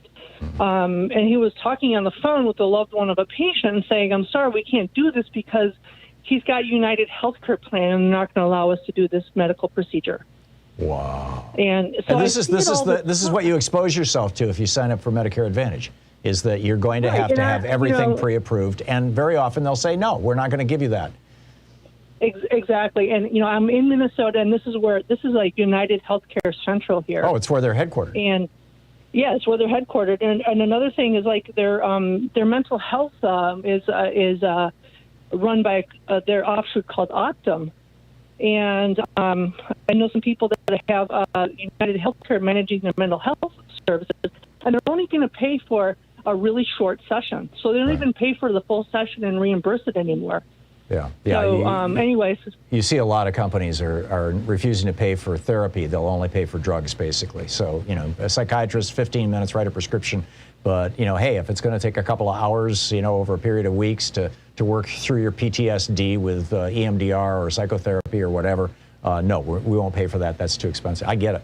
Sarah, thanks for the heads up on that. The United Healthcare is the company that Bill McGuire walked away from United Healthcare with $1.6 billion. Stephen Hemsley walked away from there with $700 million. They've got a whole pile of executives who make more than $1 million a year of each. It shouldn't surprise us that that they might be accused of ripping off the government. Shouldn't surprise us. Ted, but that said, they are not unique in that by any means. Ted in Beaver Falls, Pennsylvania. Hey, Ted, what's up? Hiya. Speaking of Medicare Advantage plans, whatever they're called, I'm in this town, the city where Joe Namath was born, or at least went to high school. Yeah, the great hustler, yes.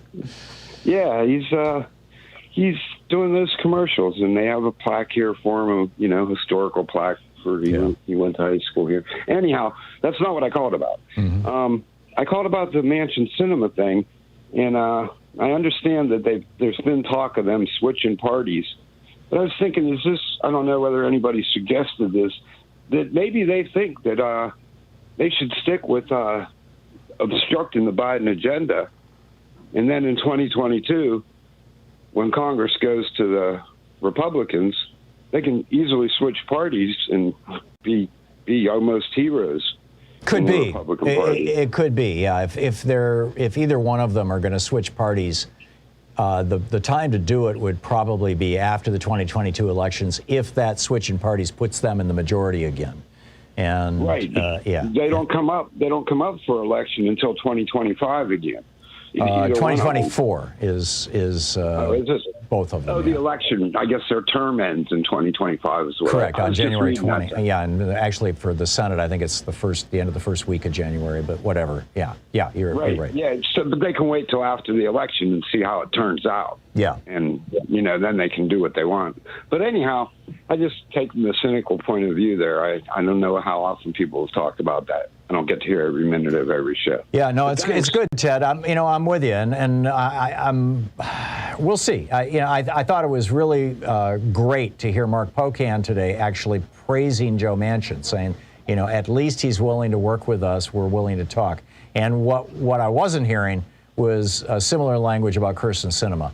I think that Congressman Pocan was being very careful not to, call her out by name. And I wasn't going to try and push him into that, just like why shoot yourself in the foot?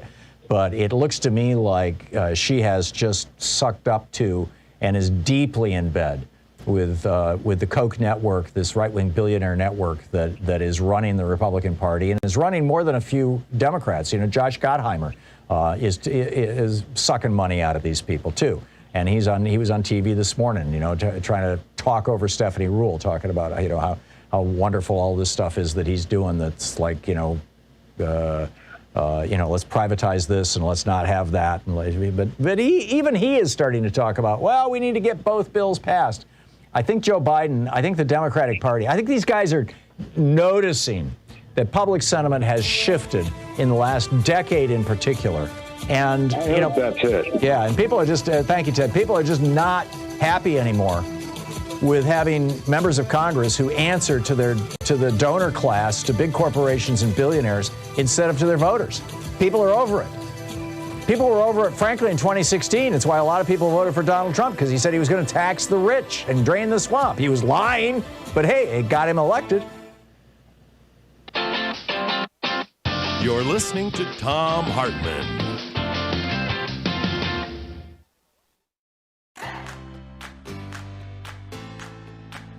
These companies support the Thom Hartmann Program. They are HelloFresh, the #1 meal kit delivery service. More info at HelloFresh.com, code TOM. CB Distillery, CBD for sleep and pain relief. More info is available at cbdistillery.com, code TOM. Ground News, a well-rounded perspective for news readers. More info at ground.news/Tom. Angie, for any project on your to-do list. More info at Angie.com. Dinovite, a whole food supplement for your pet's immune system. More info at Dinovite.com. And ExpressVPN, the VPN that just works. More information at expressvpn.com/Tom.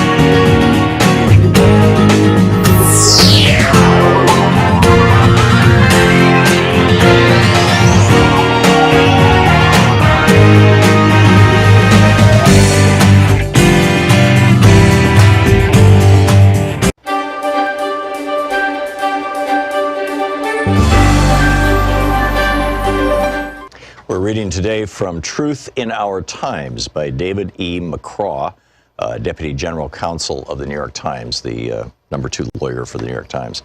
This is from Chapter 1, titled Election Day.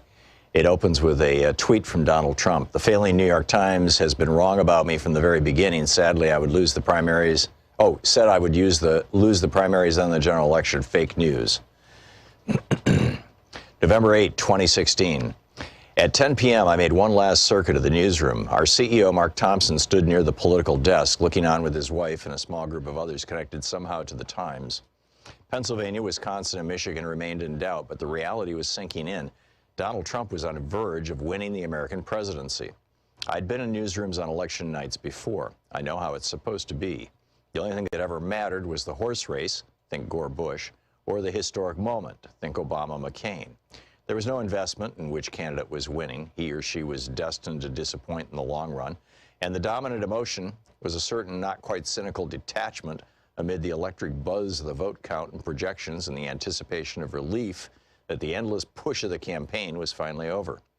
Sure, you couldn't ignore the victories or the big picture moments, and the day after stories would be celebratory in their way, duly restrained but with a nod to victory itself. Not unlike the next day account of a Super Bowl game or Game 7 of the World Series. Capture the triumph for a night or relish the race too close to call. Leave the dancing and crying for others, for the believers. But this night was like no other election night. There had been an investment, not just journalistic, but spiritual. Donald Trump had campaigned not just against Hillary Clinton, but also against the New York Times and the American press, the mainstream American press. And his astonishing rise to the top of the Republican Party had been built on his near daily attacks on facts, on the very idea that facts matter.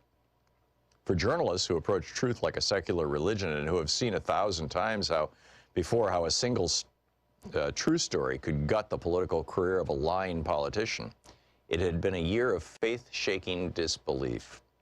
A line had not just been crossed, but obliterated.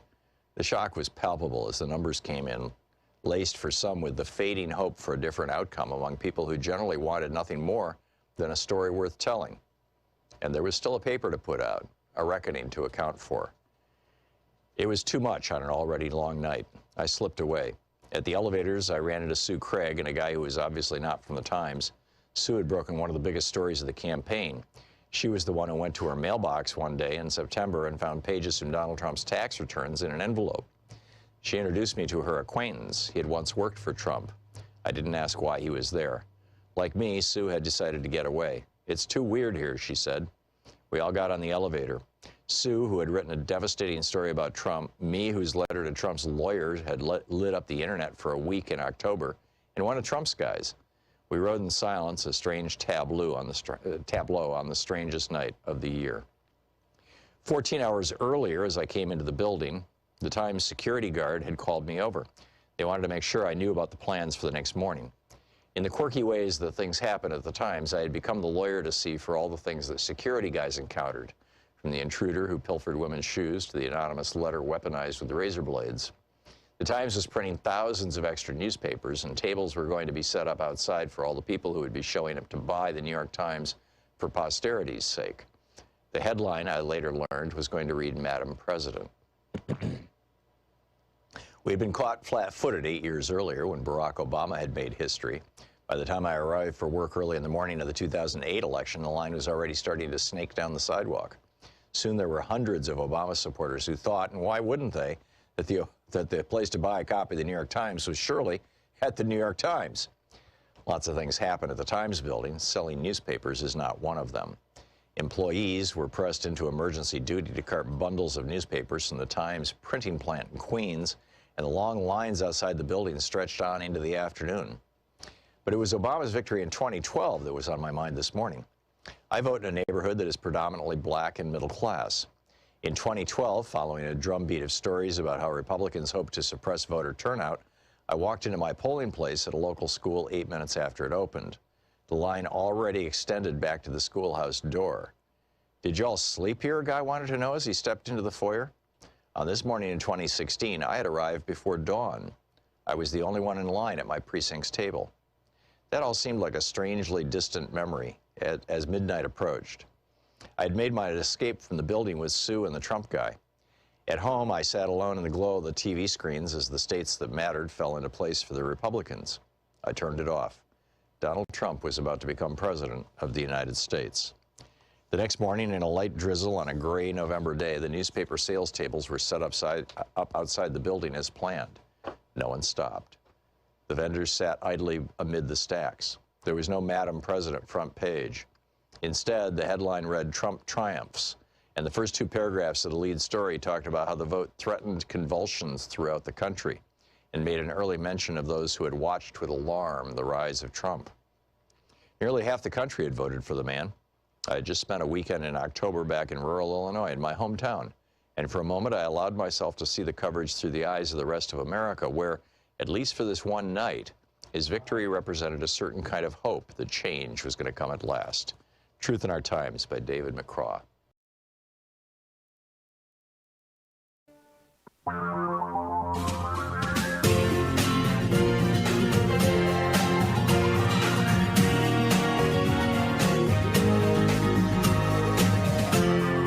This is the Thom Hartmann Program.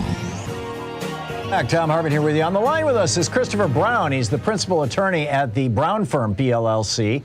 He's an attorney who specializes in police excessive force cases. And a lawyer Brown, attorney Brown, I guess would be the proper way to address you. BrownFirmPLLC.com, by the way, the website. Attorney C. Brown is the Twitter handle.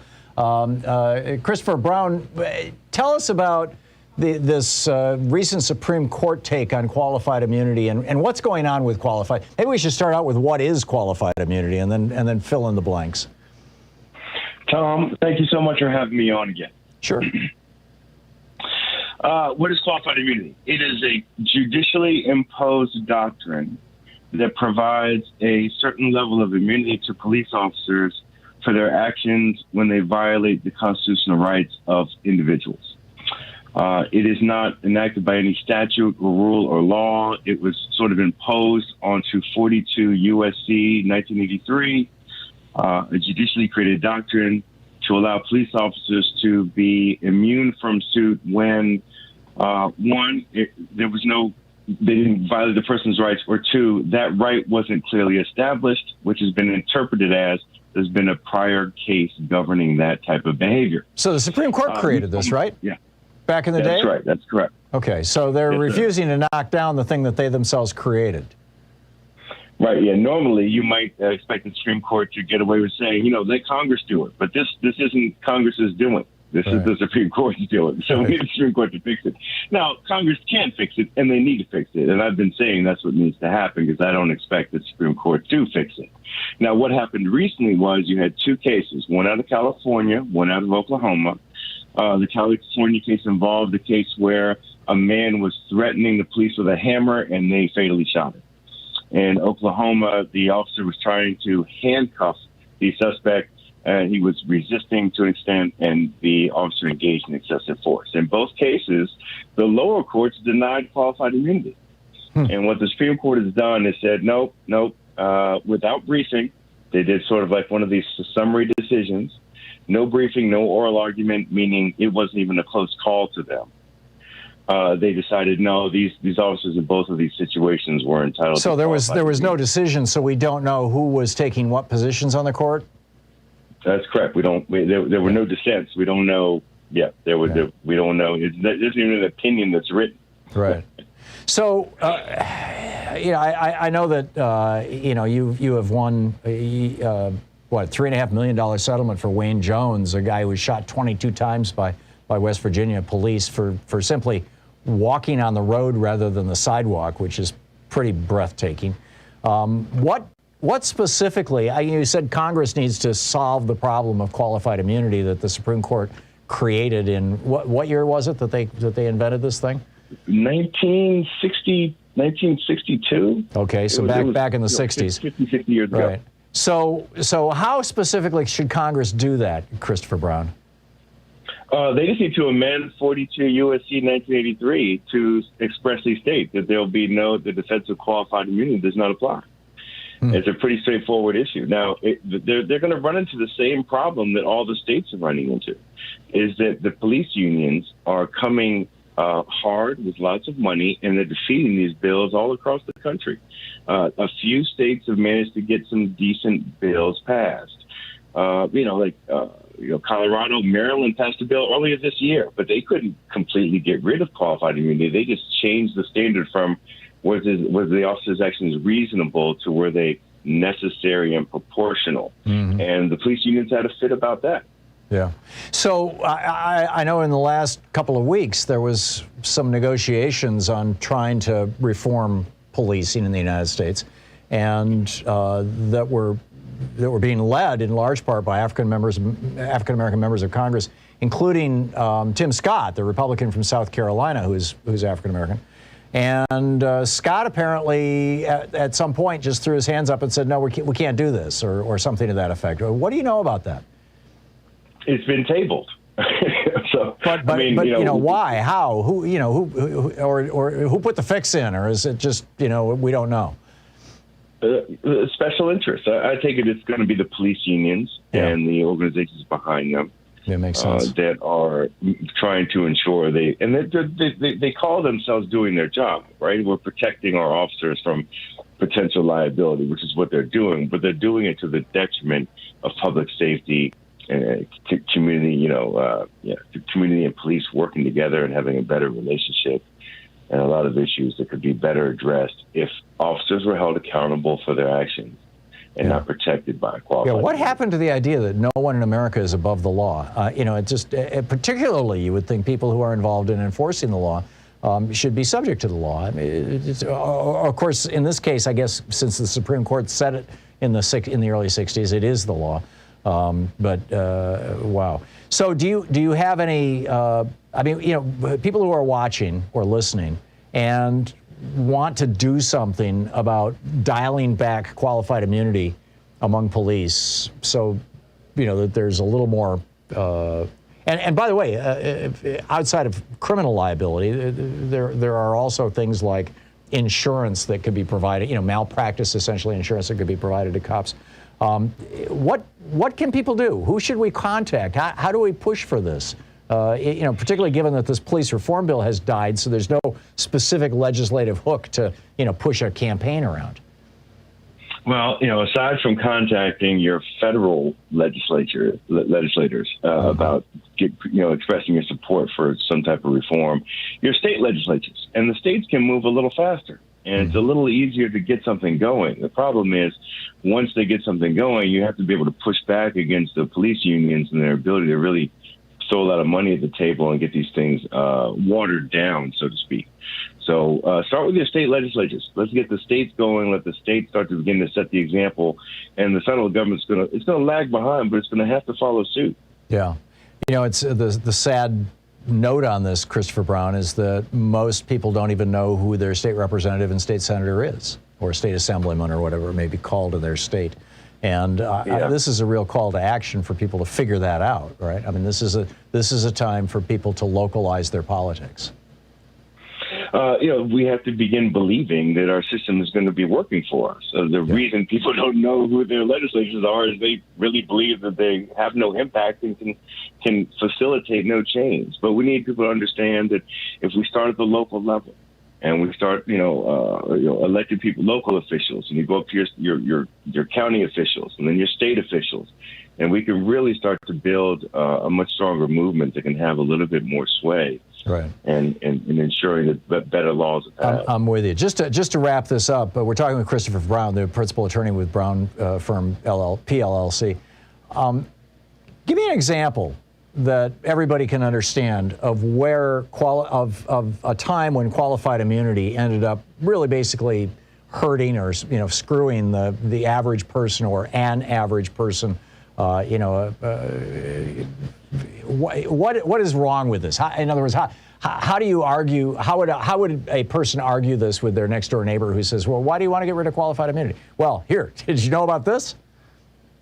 Okay, easy. Thanks for the softball question, Tom. You're welcome. It's a two-pronged test. The first prong of the test is: did the officer violate this person's rights? And that might seem relatively straightforward at times. The second prong of the test is whether that right was clearly established. And again, the courts have interpreted that as meaning, do we have a prior case that discussed that behavior, determined it to be a violation of the person's rights, and therefore the officer had the precedent to understand that his actions, that he could be liable for his actions.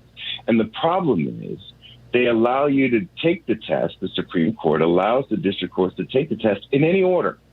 So we can go 10 years, and there can be all these cases that can come up. The problem is all the judges jump to the second prong of the test and say, no prior cases.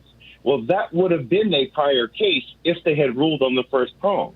So we never establish a body of case law that determines the behavior that would be violating somebody's rights. And so you have a real problem. It's like a catch-22. And we have to be able to understand, and a good example of how this can be silly is there was a woman in a pretty well-known case. I can't remember the name of the case. I'm sorry. She was returning to her house, and the police were there, and they thought her ex-boyfriend was in the house. It's kind of like a Breonna Taylor situation. Mm-hmm. And they asked her for consent to search her house. She provided that consent.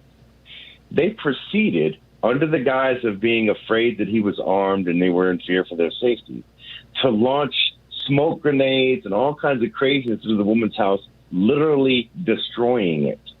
Wow. And when she sued, the answer to the justification for the dismissal of her claim was, this scenario had never come up before, and why are we treating officers like children? Like they're trained to do these things. Do they really need a case on those specific facts to let them know? Right. Because you have consent to search someone's house doesn't mean you can destroy it with tear and smoke gas? But this is how it plays out. Yeah, I get it. There are all these names that we've all heard so many times. Eric Garner, Tamir Rice, Sandra Bland. People who've been basically assassinated by the police. Was qualified immunity used as a defense in any of these high-profile cases that we're familiar with?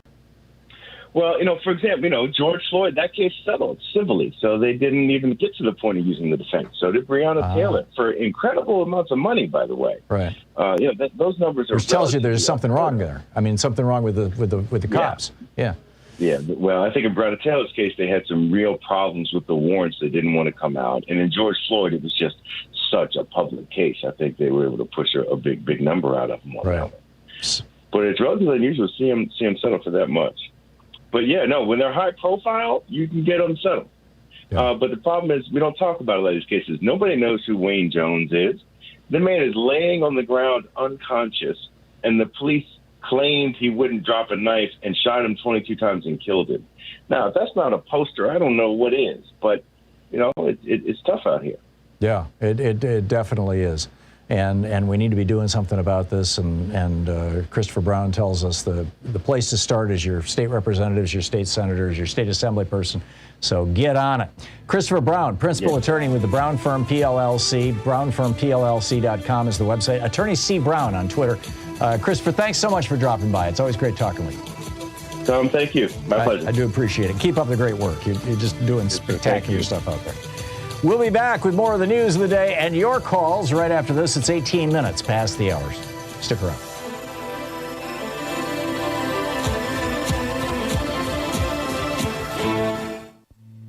This is the Thom Hartmann Program. Taking back the mainstream media 3 hours a day, 5 days a week, right here. I'm Thom Hartmann. We'll be back.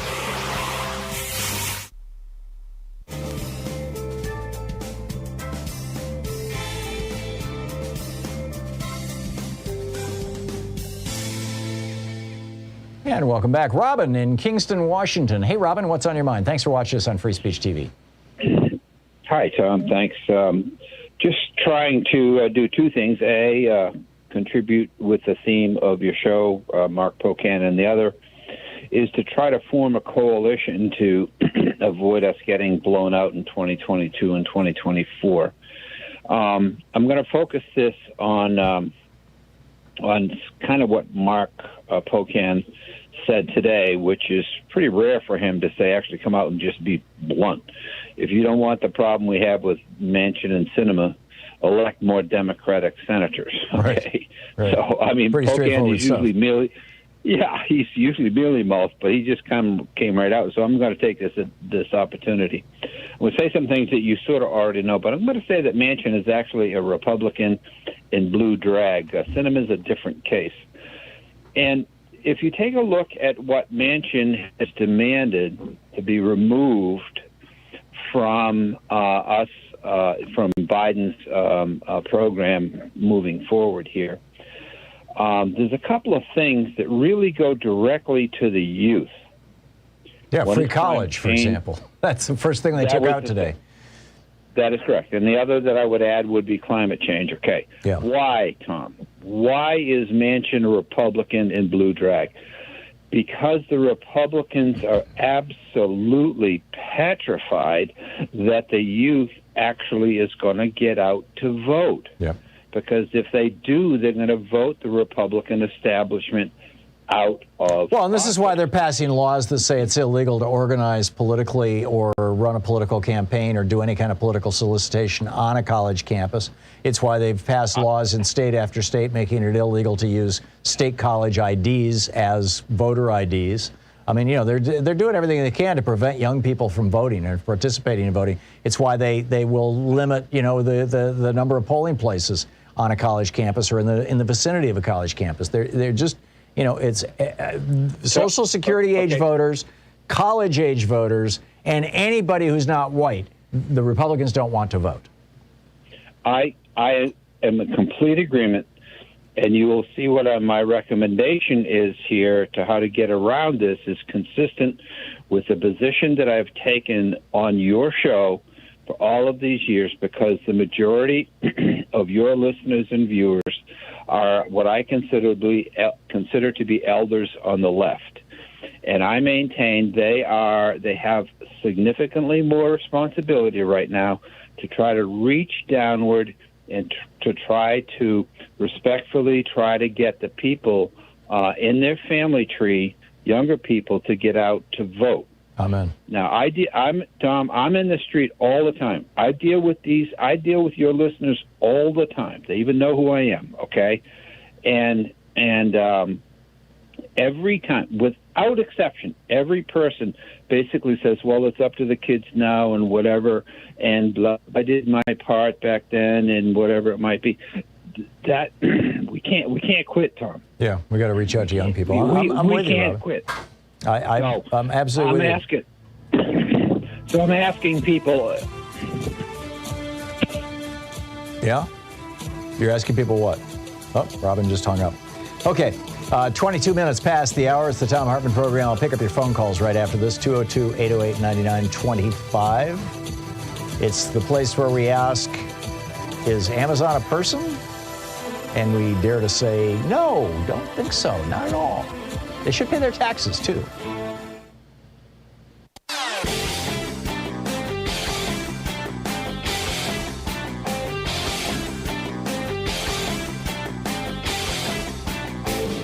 Our 1 hour free podcast recaps our show, and it's available wherever fine podcasts are found. And we have the full 3 hour podcast available over at thomhartmann.com if you want to really support our program. So for this week's special video, for the supporters of our program that we put up over at thomhartmann.com, I stepped into the Wayback Machine, and it's really remarkable when you go back over what President Obama accomplished and the Democrats in the House of Representatives and in the Senate. What they accomplished between 2008 and 2010 when they controlled Congress and the White House versus everything that the Republicans blocked. I mean, the Democrats in those 2 years, they saved Chrysler, they saved General Motors, they turned 800,000 monthly job losses into job gains.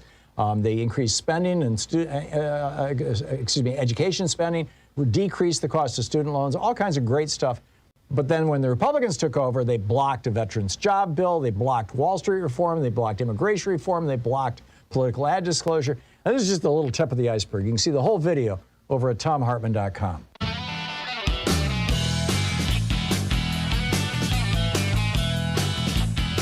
And welcome back, 24 minutes past the hour. I played this Jimmy Carter clip or I played with it last week. It appears in one of our promos. But I want to just, we did play this on the air on Friday, didn't we? I think it's worth revisiting. This, particularly given that right now we're on the edge of President Biden's Build Back Better plans, Green New Deal portions of it being stripped out to satisfy one coal baron from West Virginia. I think it's important for us to remember what we could have had. This is President Jimmy Carter back in 1979, I believe it was. The energy crisis is real. It is worldwide. It is a clear and present danger to our nation. These are facts, and we simply must face them. What I have to say to you now about energy is simple and vitally important. Point one, I am tonight setting a clear goal for the energy policy of the United States. Beginning this moment, this nation will never use more foreign oil than we did in 1977. Never. And then he put solar panels on the roof of the White House. Moreover, I will soon submit legislation to Congress calling for the creation of this nation's first solar bank, which will help us achieve the crucial goal of 20% of our energy coming from solar power by the year 2000. By the year 2000, 21 years ago. And then Ronald Reagan became president with money from those very fossil fuel billionaires. And what was one of the first things he did? He took Jimmy Carter's solar panels off the roof of the White House. This is what could have been. We could have been, 20% of the nation's power coming from solar in 21 years ago. And that was with pretty primitive solar technology. Right now, solar power is actually cheaper than any other form of power. Arguably, wind is right up there with solar. It depends on where you are in the country, obviously, for either one of them. But it's cheaper than generating electricity with oil or with natural gas or with coal or with nuclear power. And we could have had this. But, we had obstruction coming from fossil fuel billionaires and big oil companies and big coal companies and even little oil barons like Joe Manchin. Let's hope something gets done. Let's try to work to get something done here. And let's elect more Democratic senators in this election that's coming up in 13 months. Let's start working toward that and planning for that. I will pick up your calls on the other side of this break. Do you think it's possible? Do you think we can pull it off? We'll be right back. You're listening to the Thom Hartmann Program. Call 202-808-9925. And, do you agree with me that, hey, if cops don't want to get vaccinated, that's a great sign that they shouldn't be police officers.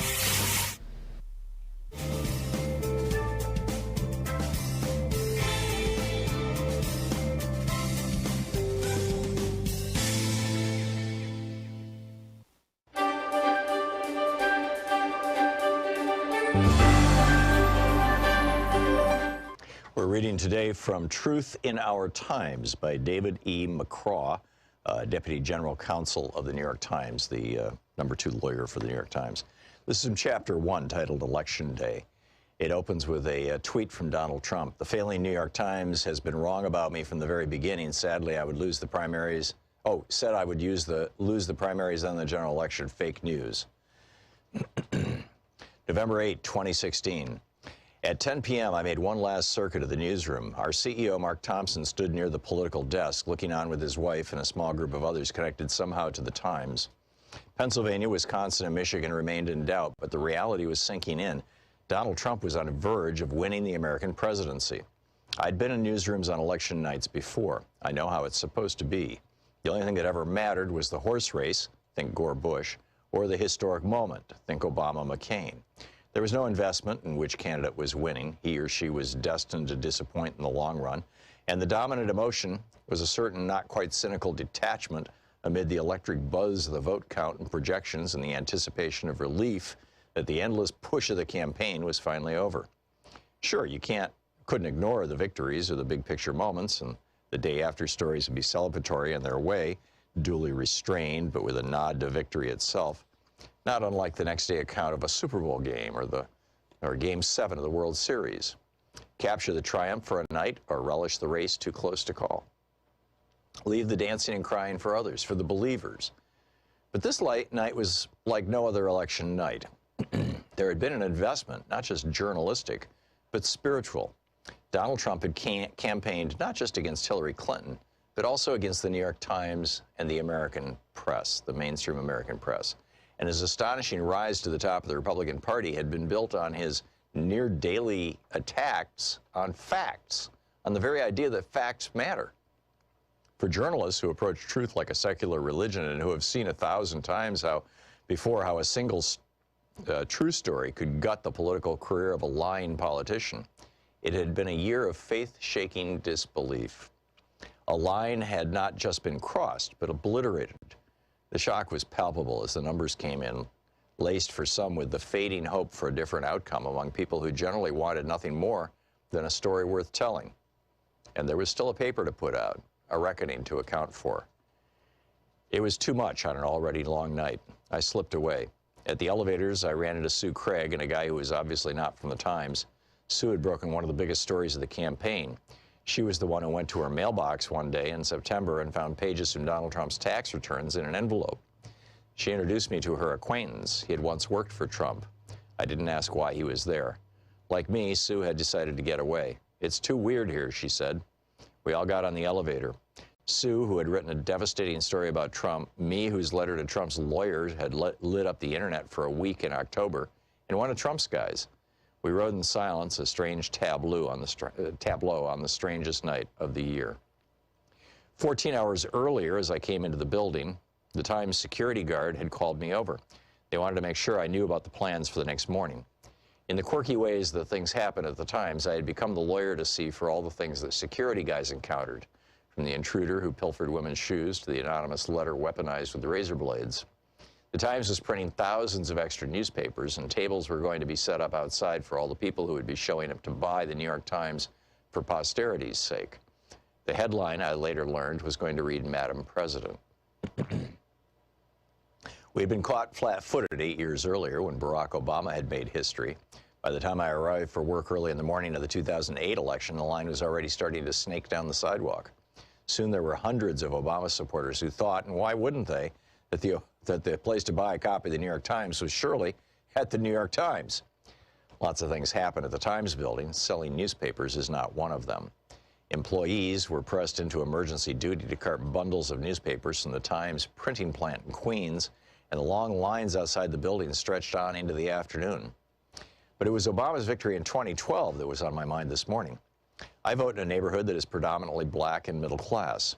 In 2012, following a drumbeat of stories about how Republicans hoped to suppress voter turnout, I walked into my polling place at a local school 8 minutes after it opened. The line already extended back to the schoolhouse door. Did y'all sleep here, a guy wanted to know as he stepped into the foyer. On this morning in 2016, I had arrived before dawn. I was the only one in line at my precinct's table. That all seemed like a strangely distant memory as midnight approached. I had made my escape from the building with Sue and the Trump guy. At home, I sat alone in the glow of the TV screens as the states that mattered fell into place for the Republicans. I turned it off. Donald Trump was about to become president of the United States. The next morning, in a light drizzle on a gray November day, the newspaper sales tables were set up outside the building as planned. No one stopped. The vendors sat idly amid the stacks. There was no Madam President front page. Instead, the headline read, Trump triumphs, and the first two paragraphs of the lead story talked about how the vote threatened convulsions throughout the country and made an early mention of those who had watched with alarm the rise of Trump. Nearly half the country had voted for the man. I had just spent a weekend in October back in rural Illinois, in my hometown, and for a moment I allowed myself to see the coverage through the eyes of the rest of America, where, at least for this one night, his victory represented a certain kind of hope that change was going to come at last. Truth in Our Times by Dave McClaw. Change starts with you. You can be calling your Democratic or Republican representatives to let them know what you think by calling 202-224-3121. It's the Capitol switchboard. It'll get you right through to them. So we have a new video up over at ThomHartmann.com. It's about 18 U.S. Code 2384, which is a law that was published back in put on the books on June 25th, 1948. It was updated in 1956. and it's very, very straightforward. It says, if two or more persons in any state or territory or in any place subject to the jurisdiction of the United States conspire to overthrow, put down, or destroy by force the government of the United States, or to levy war against them, or to oppose by force the authority thereof, or by force to prevent, hinder, or delay the execution of any law of the United States, or by force to seize, take, or possess any property of the United States, they shall be fined under this title or imprisoned for not more than 20 years or both. Tell me that doesn't perfectly describe what happened on January 6th. Seditious conspiracy. The video's at ThomHartmann.com. Check it out.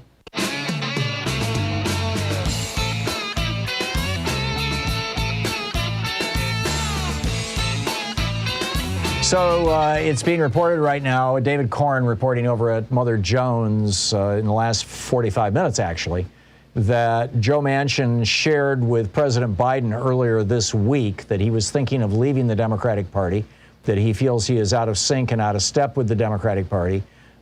His process would be to withdraw from Democratic leadership, and then probably by the end of next year, or by November of next year, to change his voter registration from Democratic to Independent.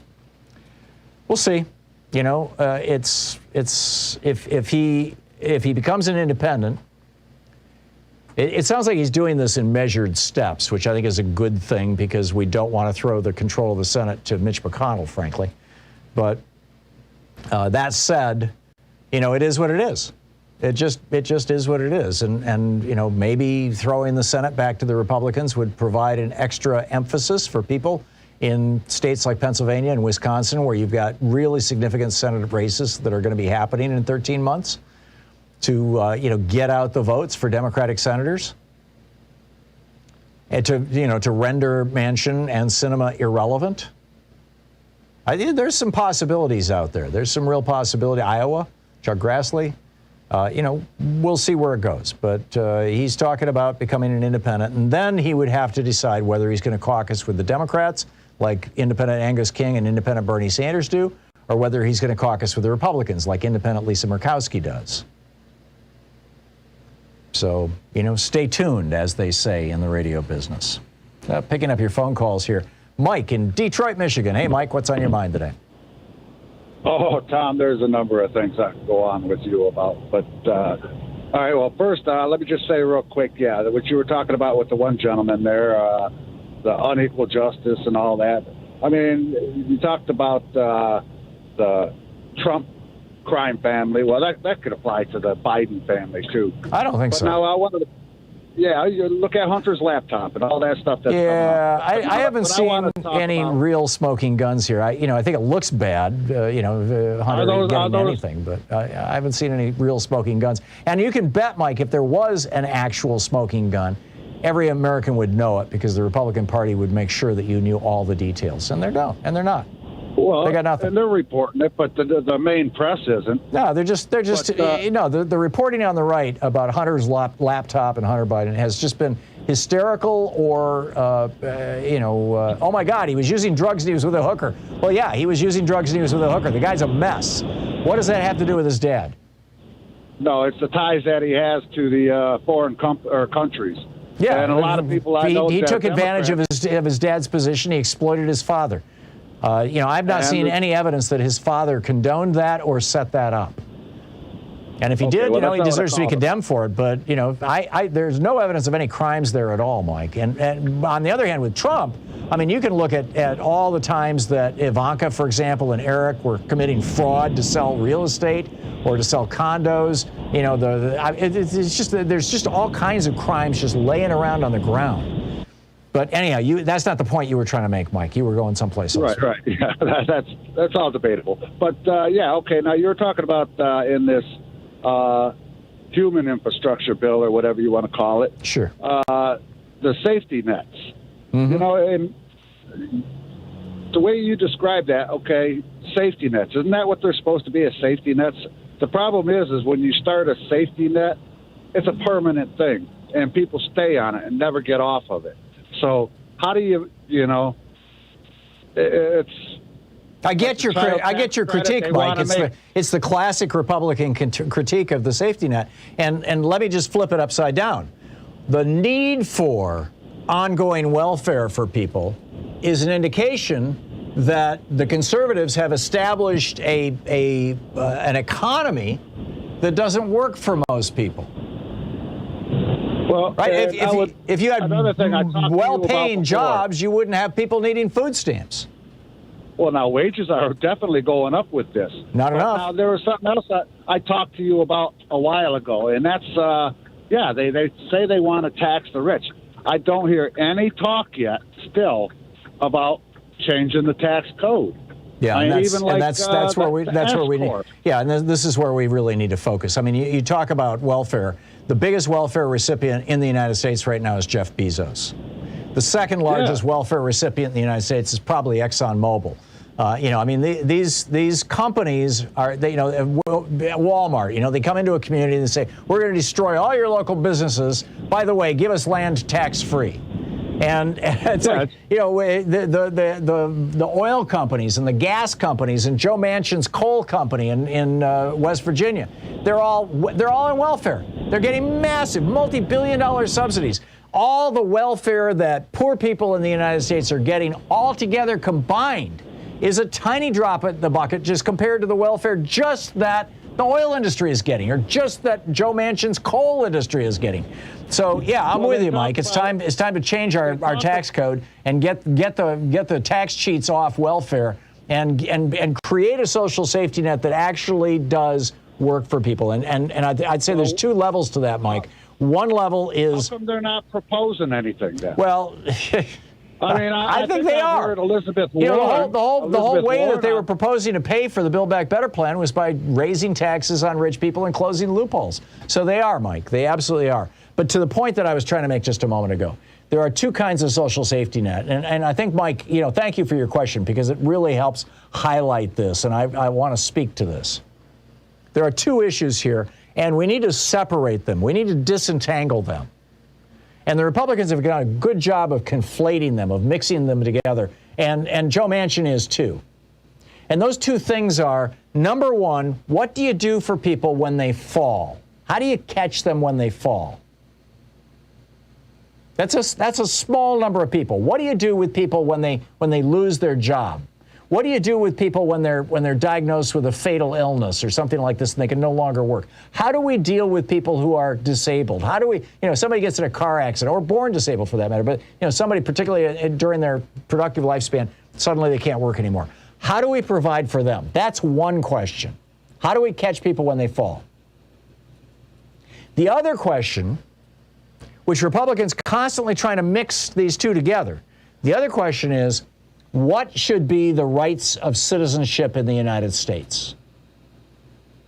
Should people have a right to health care at no or little cost in the United States, like they do in England, like they do in Canada, like they do in Australia, like they do in France, like they do in Germany, like they do in Norway, like they do in Denmark, like they do in, I could go through, I probably can't remember all the names of the 36 European Union countries. Like they do in Taiwan, like they do in South Korea. As a right of citizenship, should every American have access to basically free health care? Number one. Number two, as a right of citizenship, should every American have access to free college education and trade school? The ability to better themselves and to improve their skill sets so that they can participate in the economy. And then in the context of those two things, and I'm just picking two, there are a few others that we could talk about, a right to housing, a right to a job, a right, there's a bunch of them, but those two primary focus things.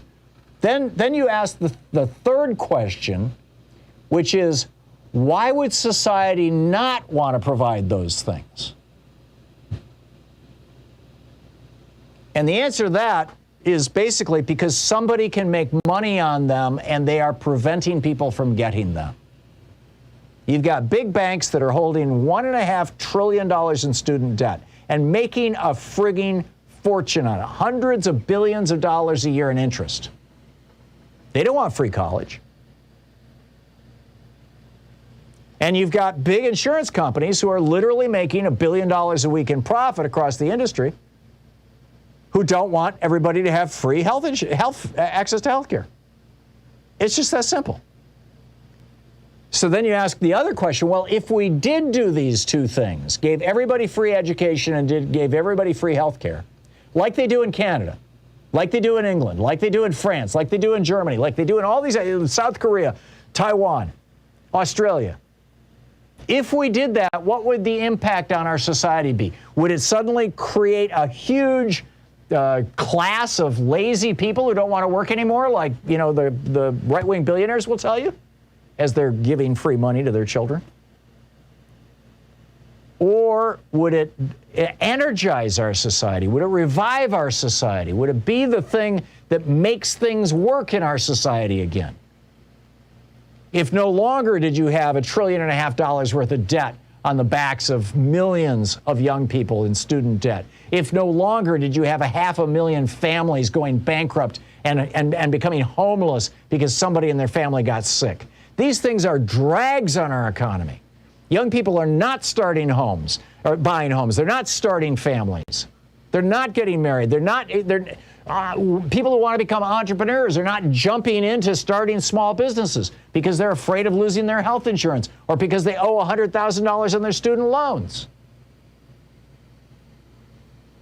Now, these, in my opinion, are not social safety net issues. These are, because it's not catching people when they fall.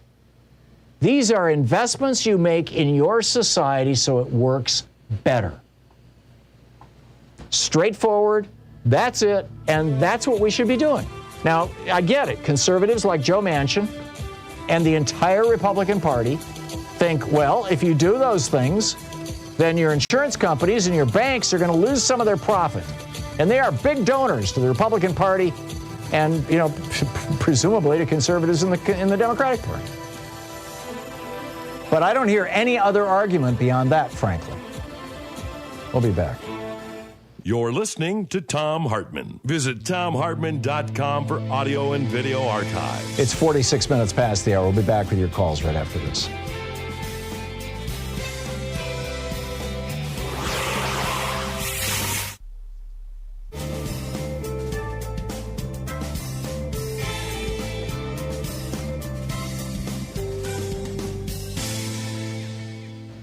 And welcome back.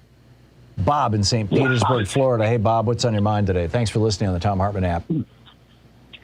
Hi, Tom. I've been listening. Well, it's been tough because I'm your age, and it's like we're losing hope that we're ever going to get the progressive government and economy that we had. I think we're moving in that direction pretty rapidly, all things considered, Bob. We're debating legislation that over the last 40 years wouldn't have ever even had an opportunity to get onto the floor of the House or Senate. Well, that's why I listened to you, Tom. You picked me up. Good. So what I did, I've heard you talk a lot about getting involved at the ground level, and with the problem, the enormity of the problem. I kind of like, yeah, great, but I did. And 2 weeks ago, I went and canvassed for a local candidate here in St. Petersburg. His name is Richie Floyd. Hey, good on you, Bob. He's running for city council. Yeah. And last week, or just this past Sunday, they had a meet and greet. And I want to tell all your listeners that you want to meet nice people in your community, and it's hard. Go meet up with your progressive candidates if they have anything. Get involved, because Tom, it felt rewarding. Yeah. And I talked to people. Some people just for everybody's friendly, and you give a local candidate like Richie Floyd of St. Petersburg $50, and it's meaningful. Yeah. Yeah. I opened my email, and I'm already getting Trump is only 2 points behind Biden. Give us $3. Yeah. It's just so out of yeah. No, I get it, Bob.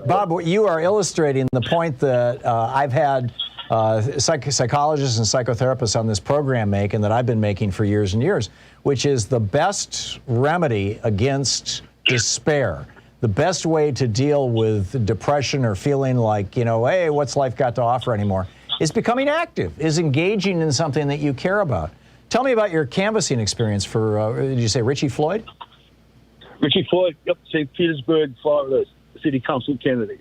I went with like one of his main guys, and I've got a beautiful German Shepherd. And we went down and we canvassed, we hit Democrats. And St. Peter's a blue city, and if we just get the Democrats to vote, you know, we're going to carry this. And I like to tell you, Richie, he's a brilliant kid, and he's young. A Honeywell engineer, he's teaching now. Got a nice family, got all the right ideas, and every house we went to, you know, first of all, I'm standing on the street with my dog, and I go, "Oh, what a beautiful dog!" So, I mean, it was a lot of fun, you know. And we're hitting all Democratic houses, and I'm going to do it for him again. That's great. That's great. Yeah, you get a feeling of, at the end of the day, like, hey, I just did something. I just accomplished something. And your candidate doesn't always win, but they don't always lose either. You know? It's like, so. What I found out, Tom, is I don't know the local issues. I just moved back here. We lived there for 16 years, moved to Asheville, came back. And now I realize I'm all so heavily involved in the national scope. I got to learn what's important to people right now. You know, here in our city. Which is a good and healthy thing to do, Bob. That's great. Bob, thank you for the call. And good on you. And I'm assuming people can Google Richie Floyd, St. Petersburg City Council, if they want to throw some bucks your way or help out. Is that the case? Yeah, presumably it is. Okay, Bob, thanks a lot for the call. We'll be right back. It's 51 minutes past the hour. I'll be back in 60 seconds.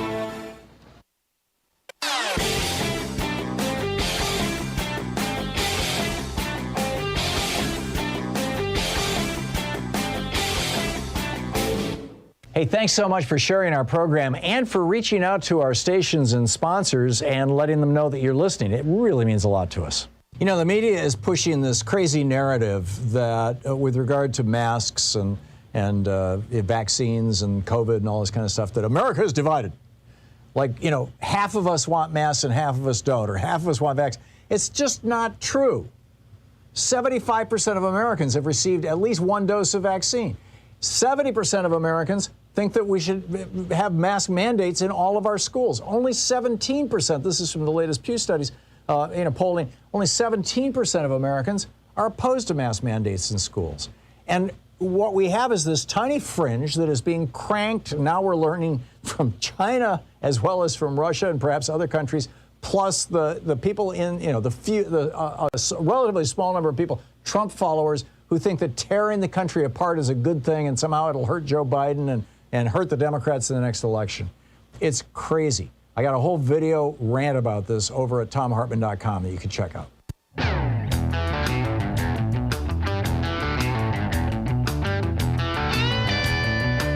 And welcome back. Picking up your phone calls here. Mike in Marietta, Georgia. Hey, Mike, what's on your mind today?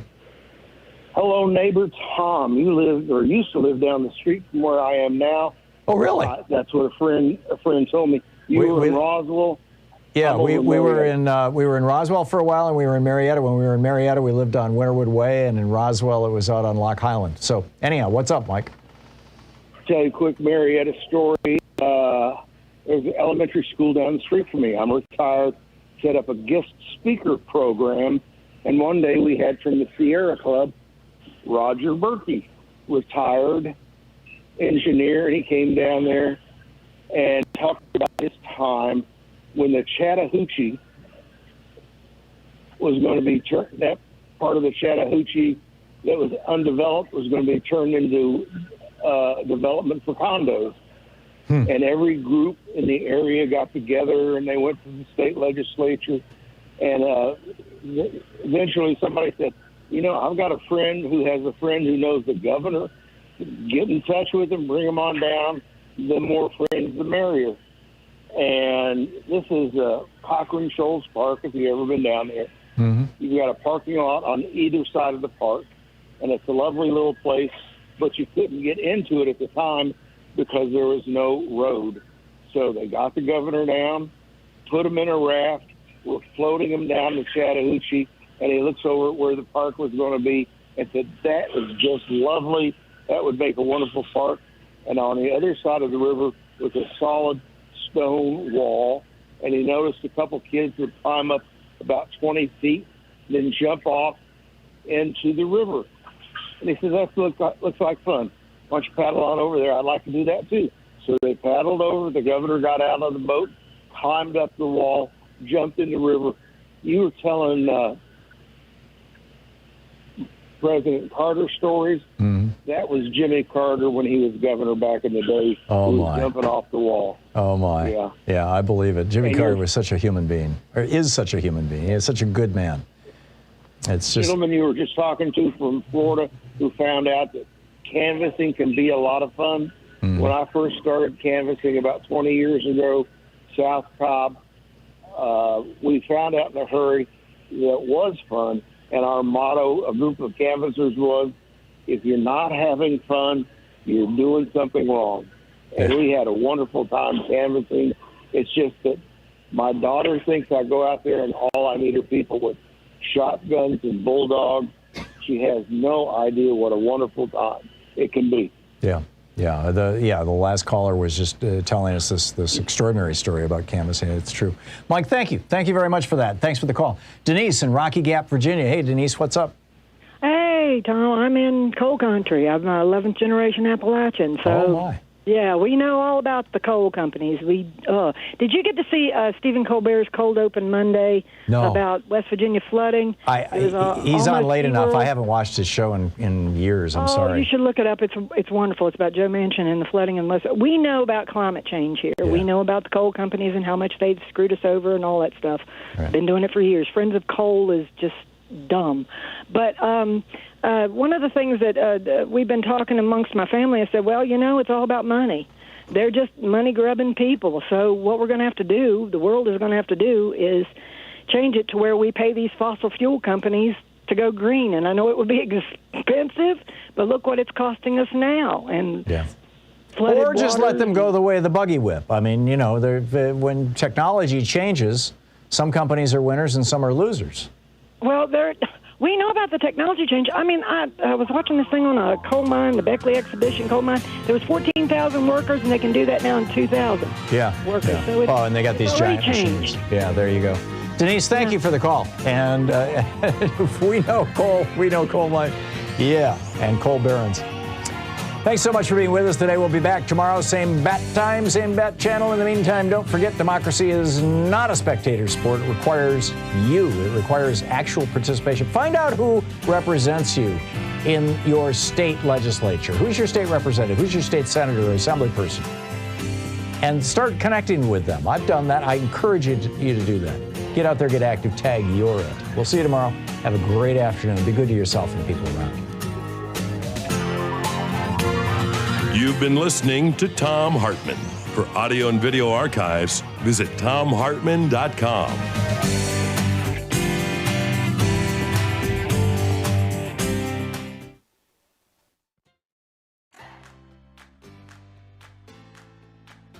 These companies support the Thom Hartmann Program. They are HelloFresh, the #1 meal kit delivery service. More info at HelloFresh.com, code TOM.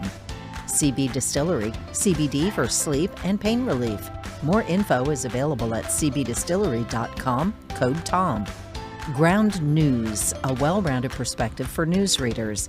More info at ground.news/Tom. Angie, for any project on your to-do list. More info at Angie.com. Dinovite, a whole food supplement for your pet's immune system. More info at Dinovite.com. And ExpressVPN, the VPN that just works. More information at expressvpn.com/Tom.